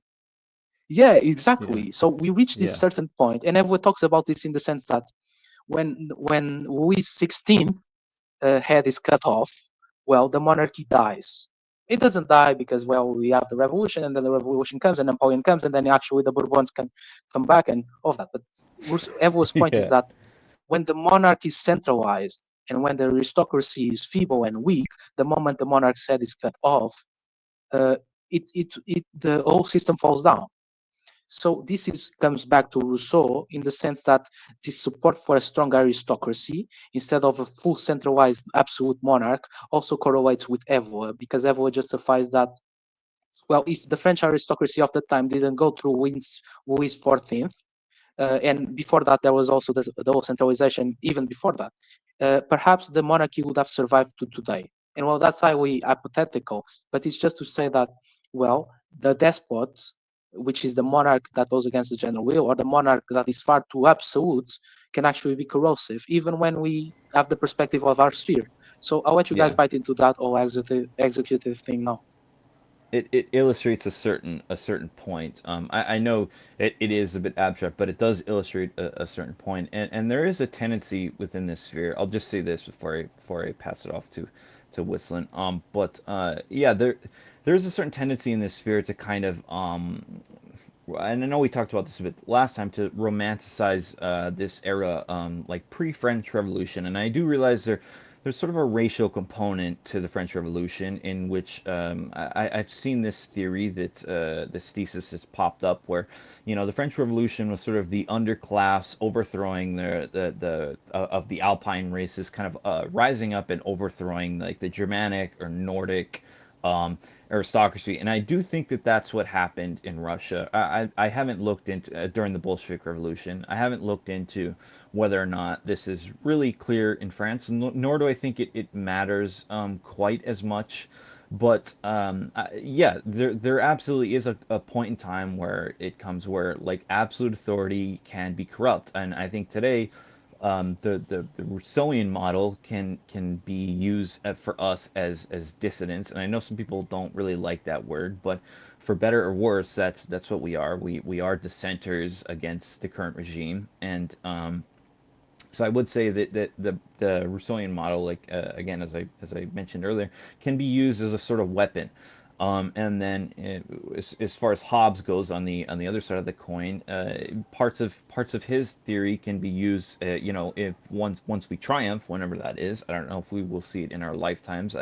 I for one think we're in for kind of a long struggle. I don't want to make it. I don't want to get too spicy as far as like political strategy of the day, but yeah, I think we're in for sort of a long struggle, and when we win, and I do believe we will, there will be, you can sort of implement a third position, I guess, of both systems, right?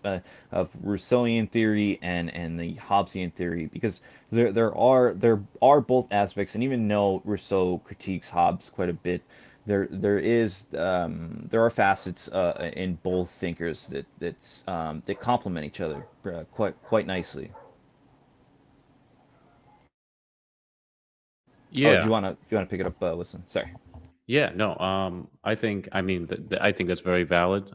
We should interpret all of these figures and take what we can from them, um, and incorporate them into our own philosophies. That is, after all, the idea of synthesis, right? And we're all Hegelians here, deep down. So, Deep down, and everyone's an Hegelian. yep, whether you like it or not, you signed that social contract when you got a brain. Yeah, No, yeah, I'm just yeah. joking. I'm just Yeah, jostling. yeah, yeah. But The oh, sorry, hmm? go ahead. No, no, I was going to clarify and things about the general will. Some of what Rain discussed. I do agree more with that model of it being an abstract principle. That is important. It is one of those things that necessitates abstraction. If you're trying to define the general will of the people in any kind of material concern, any sort of material, tangible way. Even if you tried to boil it down to specific policies, I don't think I don't think that's really possible. It's more about a sense of evolution within a population than it is about anything concrete. So that is important, and that's probably why some of the English philosophers don't touch on the general will as much because it lacks that kind of pragmatism that we've come to associate with that island. And and the general will of the people is something we see in the obviously modern movements. You know, the Germans, the Italians, they resurrect the general will as the primary motivating factor in their political ideologies. And I do agree with that. I think abstraction isn't necessarily bad. Perhaps pragmatism is important for, as Nick said here, for when actual political revolution occurs and we need to start deciding our specific legislature. But until that point, the philosophy of politics and what it means to have a general will amongst a nation is equally important. To Did you finalize, guys? Oh, so, oh, go ahead. I'm sorry, Whistle. no, no, no. To finalize some more thoughts on Rousseau and the Enlightenment and more generally, I do. We've brought up the comparison with the Roman Republic quite a bit, and Rousseau and other figures have looked back very fondly on that era of politics. The Roman Empire and the Roman Republic, the Roman era in general, is a very important part of European history. It is one of the foundational um, it's one of the foundational motivations behind almost all political movements. People either take it in an aesthetic way. The Germans definitely leaned into the imperial side of things, but they did incorporate the aesthetics of Rome. The eagle symbol is pervasive in pretty much all of Yeah. European politics. So it doesn't surprise me that we reach back to the Republican era. And I've probably mentioned this before, but I think Enlightenment thinkers take the wrong understanding of what the Roman Republic is. And part of that is that we can't put ourselves in if we're in an Enlightenment mindset where we incorporate ideas about individualism and liberalism. We can't put those ideas about how the Roman Republic functioned into that modern sense. It's very difficult to incorporate them.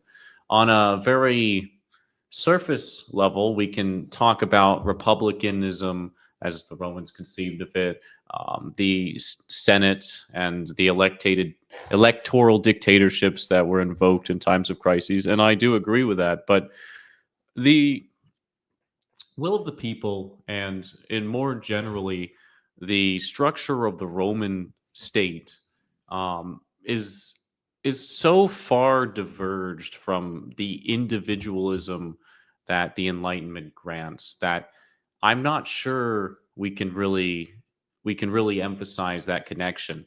See, when I think of reincorporating the Roman Empire mindset, the Roman Empire's hierarchy of people, the way it deals with its own citizenry, I do lean toward the post Enlightenment ideas that come about, the illiberal ideas that are De we see. Maistre and such. Yeah, yeah, and very overt way, the Nietzschean rhetoric that we see about distancing ourselves from the mass of people and becoming greater individuals, political agents of our in our own right.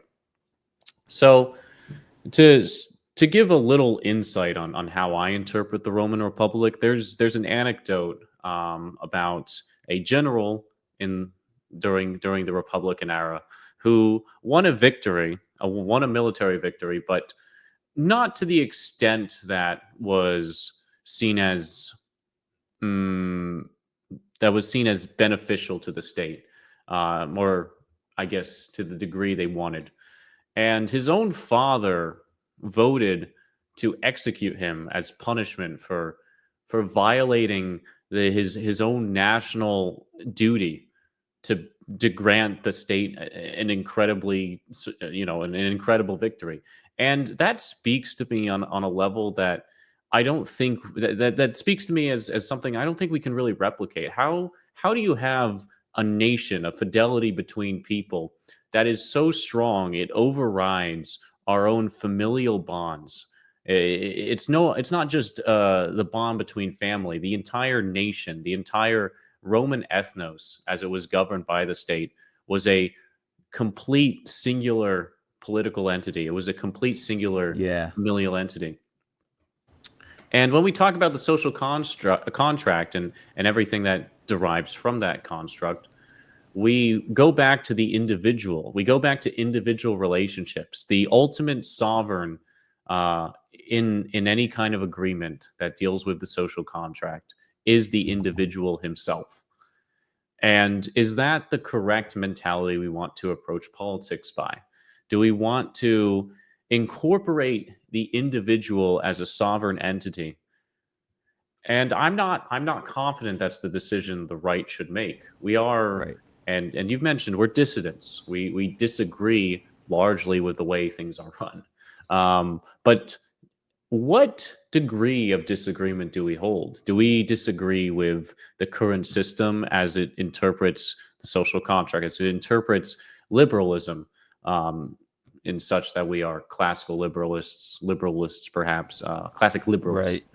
Right. Or do we disagree so fundamentally with the structure that we go down to the foundational bases on which it's derived, the idea of the individual entirely, rather than the collective as the primary motivator for political agency?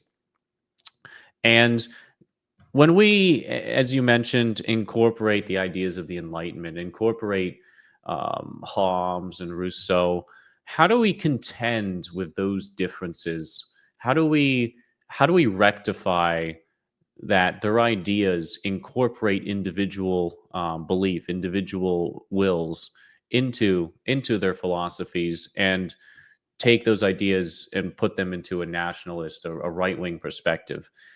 And maybe my perspective, my right wing, my degree of right wingness is more extreme than a lot of people in the sphere. But I think it's nonetheless an important question, especially for those who color themselves as Hitlerites, I guess, because I Yeah. definitely don't No see doubt. Hitler. Hmm. Yeah, I Yeah. definitely don't see Hitler as advocating for the primacy of the individual. So I think Rain actually, when he discusses his own interpretation, consolidates this in a very meaningful and a very powerful way by Hmm. distancing the individual in favor of a community of individuals. So Hmm. rather than the individual signing a social contract, the community contracts itself with a sovereign. And I think if we approach Enlightenment ideas, that's probably the most efficacious way to do it. Yeah, I would absolutely agree with that. And I would just add to we are subjects of we all and everyone through since the dawn of time has been subjected to we're subjects of our own zeitgeist, right? You can't escape that. So I think this is kind of a perfect segue into kind of the Enlightenment, because we wanted to touch on sort of the Enlightenment and the consequences of the Enlightenment, and you raised a good question. And earlier I mentioned, and Rain did, yeah, he did an excellent job of sort of interpreting Rousseau, and you yourself did an excellent job of interpreting Hobbes as both these thinkers and the sort of ways we can, the ways we interpret it from the right in the contemporary age, in our own epoch, under our own zeitgeist. And I would say that the foundational principles of the Enlightenment today kind of actually have discarded much of the revolutionary fervor or energy that you saw in Rousseau, and now have kind of taken up what I earlier talked about, like the left Enlightenment thinkers, right? Sort of the Lockean and Adam Smith kind of materialists, where you have this the individual is born and he's born to a blank slate, right? Which is clearly ridiculous even at face value, because when you're born, I mean, you're right. People are not equal, even within even within their own nation, even within even amongst an ethnos, and so because of that, I think that, yeah, they're definitely the tabula rasa, the blank slate, is probably won out, I would say, over all the rest of these interpretations, right? And we can use some of these interpretations, like I said, but the one I think that is probably the most destructive is that one. It is the idea of the blank slate, and that man is just sort of born, right? There's no lineage. There's no history. There's no he just comes into the world sort of by chance and realizes this isn't Locke verbatim, but it still kind of encompasses the general ethos of his thesis in his work, right? That the individual comes into the world and is born, and the bounds are limitless. He's a blank slate, right? And so I think that cannot be, that's sort of the fundamental aspect of the society, and we're seeing it's even been extended beyond just man. It's been extended universally, right? Not even man within his own nation, but man amongst the entire world, so I think that this would be a good segue to talk about the to kind of finish off here. If both you guys are okay with that, it's kind of the consequences, the downsides, because we did talk about the positive aspects of the Enlightenment and how we can interpret those aspects, but I think we can maybe segue into the downside of the Enlightenment, and I think De Maistre kind of highlights. So it sort of reminds me a bit of Aristotle in his when he outlines his forms of government, right, and talking about how democracy will inevitably descend into oligarchy, and he was obviously a major critic of the French Revolution and the counter Enlightenment. Right, he was a major figure in that. But I would say, just to end on this, and I'll let one of you guys pick it up. I think if we're going to look at a figure from that time who kind of who sort of interpreted this the best, would be Frederick the Great, like I mentioned earlier, because Frederick the Great was sort of he was interested and I think he did incorporate a lot of these theories from the Enlightenment thought into the Prussian state, right? And I think the other figure, and this, he wasn't a great leader, and I might catch some flack here, but Hamilton's idea of the birth of the American Republic was looked very different from what we see today. He looked at the executive as almost a king figure, and one of the reasons I believe that is it Article 2, Section 3, where the executive basically I mean, as far as the social aspects, we're talking about the Roman Republic. The Roman Republic is, it's almost incomprehensible to view that through the lens of the Enlightenment or modernity or post-modernity. But I think he came closest to, as far as kind of constructing a system of government that could act like that, where the executive could just dismiss Congress, could dismiss the Senate, and act on his own will to protect the state in times of crisis. And we haven't seen this yet. I mean, no president has enacted this Article 2, Section 3. But there's more that Hamilton, I think, was able to throw in there, and that's why the anti-federalists were vehemently hated Hamilton. But as far as today, I guess we can get into a little bit why we wrap it up here, kind of the consequences of the Enlightenment. So if one of you guys wanted to take it away, feel free. Yeah, I'll just make a brief statement. I mean, I've definitely touched on a lot of my contentions with the Enlightenment in general. So we've already heard, I guess, a lot of what I have to say on that. The pros and cons and Yeah. whatnot. Yeah, the pros center mainly on incorporating the philosophy, because the Enlightenment, and this goes for any sort of social movement, the Enlightenment, the Renaissance, so even the inception of the medieval era. These are responses. These are reactions to other material, social, or political movements that occur in the world. If we look at the Renaissance, what is the Renaissance in response to? The Renaissance arrives at a time when Europe was no longer it no longer had any uninhabited places, you might say. Everywhere in Europe was slowly becoming denser, and political structures were getting more complex. People were having greater control of the goods and businesses that they would run. They were incorporating economic enterprises into their societies. And the important part here is that the Renaissance takes these economic, social, and political movements and says, okay, well, now we need to start talking about the state as a more abstract entity. We have to govern and protect our interests in these enterprises. We have to take the artisanal developments, because you have to remember that before the Renaissance, the world was primarily a feudal place. We have to take these artisanal and economic developments and develop a state that will protect and in some ways incentivize the production of that. That's why we see the Renaissance in Italy, because the merchant republics did not have agrarian economies, at least not to the extent the north of Europe did. They had banking or trade-based economies, and they needed a state structure to facilitate that. And so when we go up again to the Enlightenment, and you both have mentioned this variously, the Enlightenment is a response to the centralization of authority.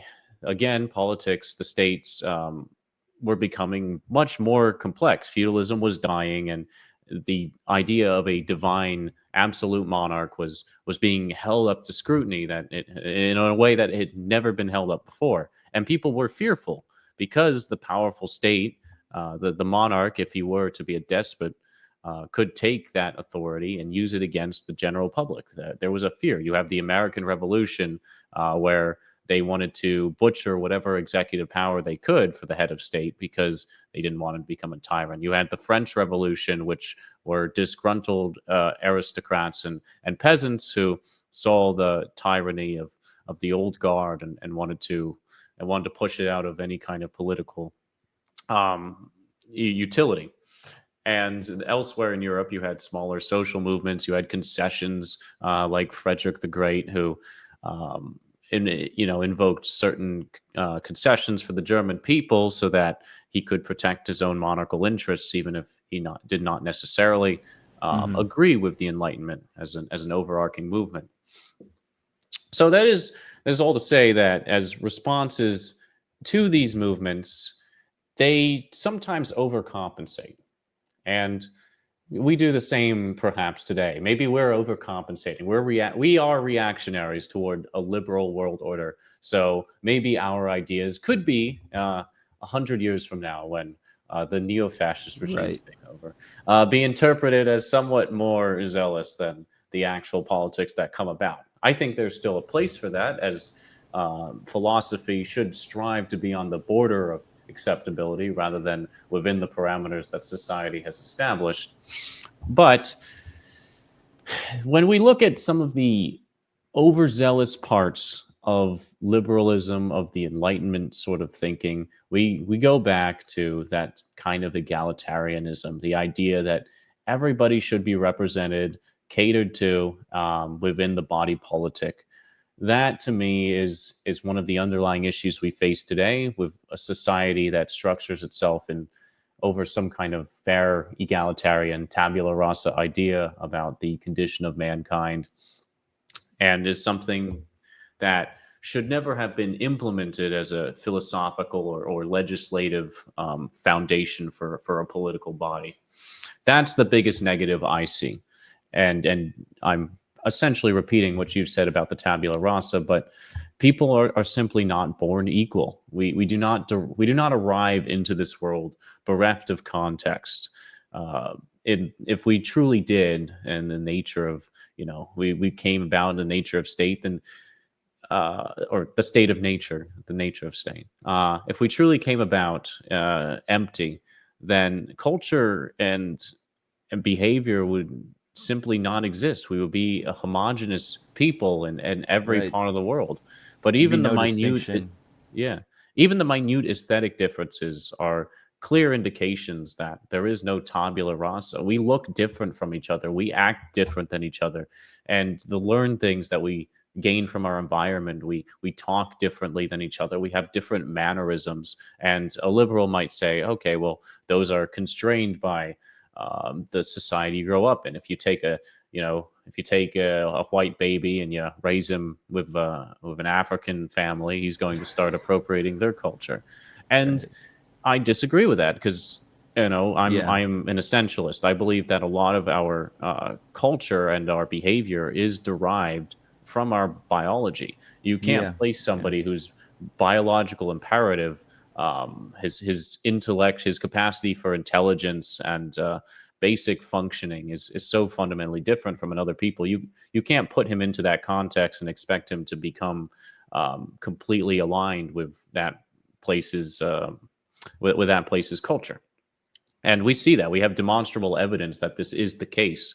We have taken orphaned children and placed them in mixed race families, and more often than not, they don't assimilate in the way that we'd expect. You don't have a black No, not at child all. in a white family that becomes something akin to white, and vice versa. Although I do feel that the vice versa there, a white child in a black family is far more egregious. Right. That would be striking. Imagine being smarter than your parents when you turn 10. Uh, sorry, is that not kosher for you? No, no, no, no. It's all good. It's all It's fine. It's fine. it's all it's all good.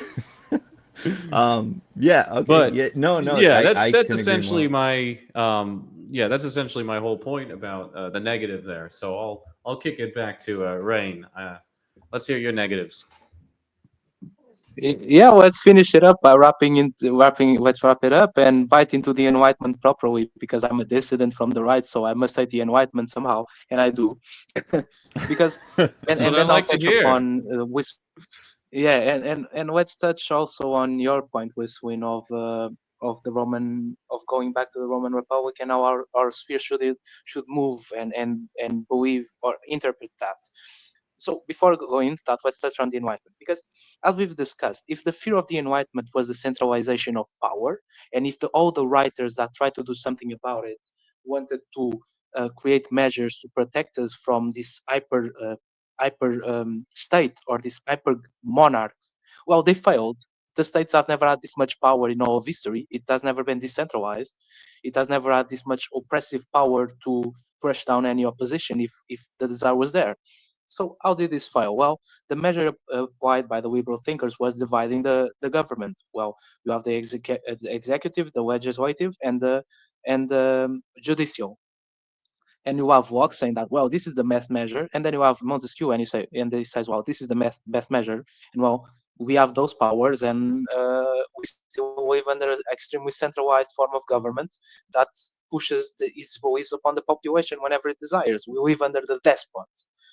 And to bring back Rousseau and to just finish it up there, Rousseau says, at the time even said that, well, this idea of dividing powers is nonsense. And there's this very interesting trend during the Enlightenment because nobody wanted to get in trouble. So anytime they wanted to give an example or something, they would say, talk about China or talk about the Indians, and it's like, no, you're talking about Europeans. Montesquieu said this about the eunuchs, the eunuch advisors in China. He said that the eunuch advisors in China are treacherous and manipulative and very feminine. And it's like, you're not talking about the eunuchs in China. You've never been there. You're talking about the ministers of the king. But it's like, you don't want to get in trouble, so whatever. And Rousseau did a bit of this by saying that in China there's this game of dolls, and the objective of the game is like, you have this big doll, and when you cut the doll into three parts, and when you cut the doll into three parts, what you have is not three dolls, it's actually three broken things. And this is a criticism of the division of power in the executive, legislative, and judicial. You're dividing the sovereign, something you must never do, because it leads into despotism, as he says, but it leads into inaction. So that's the main point of the Enlightenment that failed. It's like, your objective was to stop power from expanding, but power has never been this much. Has never been this much more. The government has never been this powerful as it is today. So, well, the Enlightenment failed, if you want to go by those standards. So much for that, and so much for beautiful writings. But and Rousseau called it out. So yeah, Rousseau wins again in my book. So I'm a Rousseau fan forever, I guess. But To the end. to bring it to bring Rousseau it to back the to end. Whistling and to his, yeah, Rousseau to the end. What's a dissident from the right that loves Rousseau? That's a peculiar thing. Yeah, it has been more peculiar than it is now. So that's interesting. Hey, there are But some It let's has. stranger bring ones it back. out there. Yeah, it has. Yeah, yeah, absolutely. Although I would just say What? real quick, Rain, I just wanted to say, yeah, I think we have seen sort of we have seen sort of a number of people try to kind of do this same thing. I guess that we're doing it is to interpret the Enlightenment from the right, not in an inherently negative view. Which of course there are endless critiques we could have of it. But I have seen this quite a bit as of late, and again, I got to commend you for kind of, because I remember you often writing when you and I first started, when we first kind of clicked up. I remember you writing quite a bit on Rousseau, and so again, Yeah. I can't commend you enough for that.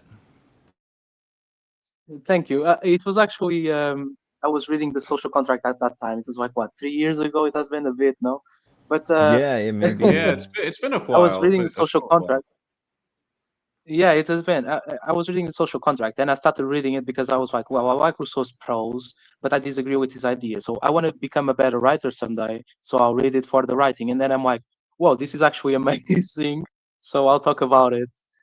But to move on from that and to finalize with a bit of talk about Austria. Wisdom brought about the point about how distant we are from the Roman Republic, and something a lot of people in our sphere love, and this is a quote from Evo, is to say that my beliefs are those that were normal before the French Revolution, and it's like, Yeah. yeah, let's return to tradition. Great. So it's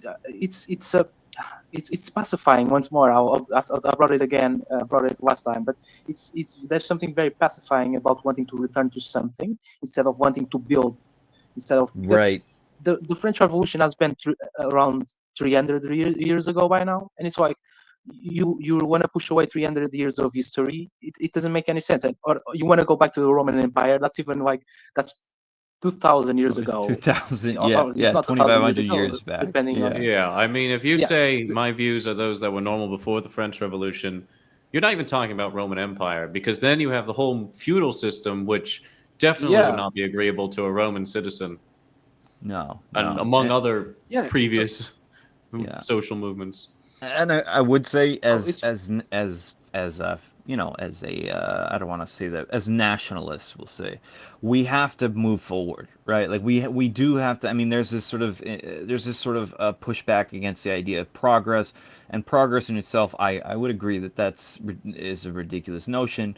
However, as far as politically and theoretically, philosophically, we have to move forward, and I think we touched upon this last time. But I'll let you finish your final statement here. Sorry. Yeah, I'll finish it up by giving a funny example. I was listening to the Imperium Press podcast. I think it's Culture Dads, and they were talking, and they're fans of Sparta Yeah, I and like fans them. of Rome and Yeah. all of that. Yeah, they're great. I really like them as well. And there's this they start discussing Sparta, and they say something like, you know, that in Sparta, like they were a very authoritarian society and all of that, and they start giving all the praises and all of that, and then they reach to the point where they say that, well, in Sparta, when you had when you were a weakling and when you were a farmer, actually your wife would be impregnated by someone with more genetic potential, Right, and you'd have to right. take care of the baby.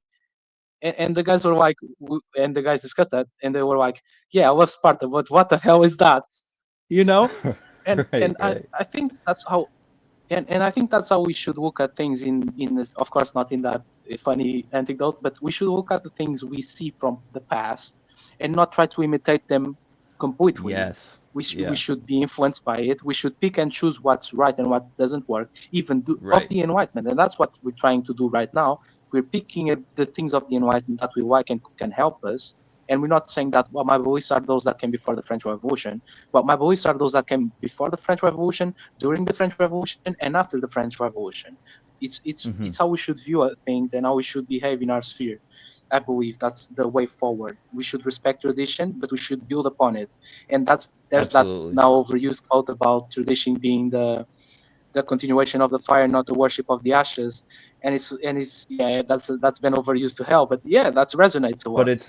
And it's a great, but that's a great analogy for this overall, for where we're going, where we're headed. That's a perfect yeah, analogy, overused as it may be. Yeah. No, tradition is very important. It's important to reach to the past, but we have to accept, and these are again the Learn from foundations the for past. Yeah. I yeah, the realize it sounds kind of foundations for these cliche. social political movements, the material conditions in which they are created. We have to remember that we don't live in the same era as when they came about. We don't live in the same era as the Roman Empire, and we never will. There will never be the social, technological, ideological conditions that um, Yeah. existed Subjects back of then the again. zeitgeist, So we always. have to we have to evolve. We have to move forward. Conservatism often falls into this sort of fallacy where you want to just revert to the past, but let's go back to 1960s America. Let's go back to what Actually, the they've commercials looked like. Oh, I'm getting reports here, actually, Wilson, that actually it's the 90s now that they want to oh, return really? to. So we've moved ahead. yeah. Yeah, so they've Fantastic. moved it up a No, little. I've seen the James Lindsay. 2010s now. You guys seen that one? Oh, Oh, geez. okay. So the 2010, so about 10 years, 15 years ago. Yeah. Well, No, we that just need was to Yeah, move I've great. seen that one before. Maybe eventually we'll get to the actual future where we should be. Right, So right, right. Yeah, but but yeah, that's how I wrap it up. yeah, I don't have anything more to add. It's just that, well, our sphere has to keep in mind that not everything is good and not everything is bad about anything. Absolutely. Everything has its goods and bads. The Enlightenment is one of those things. It has good things that we shouldn't forget about, but it has a lot of hmm bad things as well. But the same could be said about the Roman Empire, and the same could be said about Germany during the 20th century, and the same could be said about Italy and everywhere else. So that's how Sure. I wrap it up. yeah. Absolutely. It just boils down to the same adage that fascism, that nationalism, is going to be relevant to the context it appears in. There's going to be a German Yeah. fascism, there's going to be an Italian fascism, and chances are, if it comes to America, it's going to be somehow uniquely American. Yeah. And I would say I've posted about this before that the reason why I think that fascism is sort of not necessarily always applicable, because it's never going to be, and we've talked about this on a space, on previous spaces, like it's never going to be a carbon copy. That's true. But however, the what makes it unique is that as far as the three major ideological frameworks of modernity, right? I guess you could say this is the Duginist framework. I'm a Duginist now, but I have read quite a bit of Dugin. I would agree that sort of the three major ideological strains of thought were liberalism, communism or socialism, right? And socialism, it varied, right? On the right, there was a paradigm within socialism itself, and then you had fascism, which I think is unique to the prior to the latter two, because it does incorporate aspects of the past while looking to the future. And I think this is kind of this is the inevitable traits of the organic, what I've been just calling the organic society, like as an answer to the open society, right? The open society, everyone talks about open society liberalism.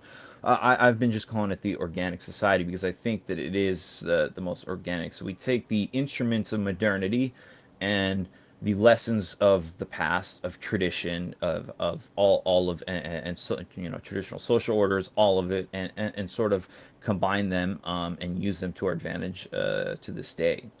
So I think, yeah, that'll be that's I think we'll end on that statement. And then of course, like I've said time and again, we are subjects of our zeitgeist and our Volksgeist. We can't escape this, so we have to work within that paradigm, within that framework, or else we won't ever accomplish anything.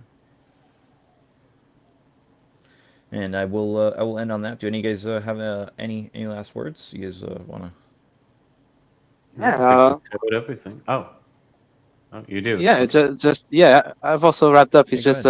perhaps just to thank everyone for giving us a listen. Yeah, because it has been like Yeah. surprising to see all the supports. It has been really Oh, Yeah, fun. absolutely. absolutely. I'm absolutely, yeah. We're grateful. We're absolutely grateful for anyone who's listened or anyone who's going to listen to this. It's been a lot of fun doing it with these two gentlemen, and perhaps we're going to bring on maybe a guest or two in the future at some point. So Yeah, I don't know if you guys saw, but on Twitter, sorry, X, they added a they added some group chat. One of the older friends there, the Juice Gang.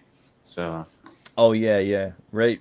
The oh yeah, the reloaded one. Anyways, I don't want to the group chat thing, right? Secret stuff. sorry, secret Yeah, stuff. No, we I'm just just cut it kidding. a bit I'm earlier, just kidding. perhaps.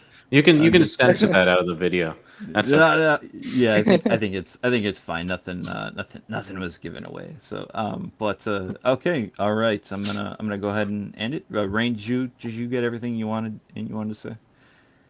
Yeah, it was a really fun chat as always. That's just everything I wanted to add, and yeah, see you next time. All right, fellas. All right, I'm gonna go ahead and end it. All right, All thanks, right. guys.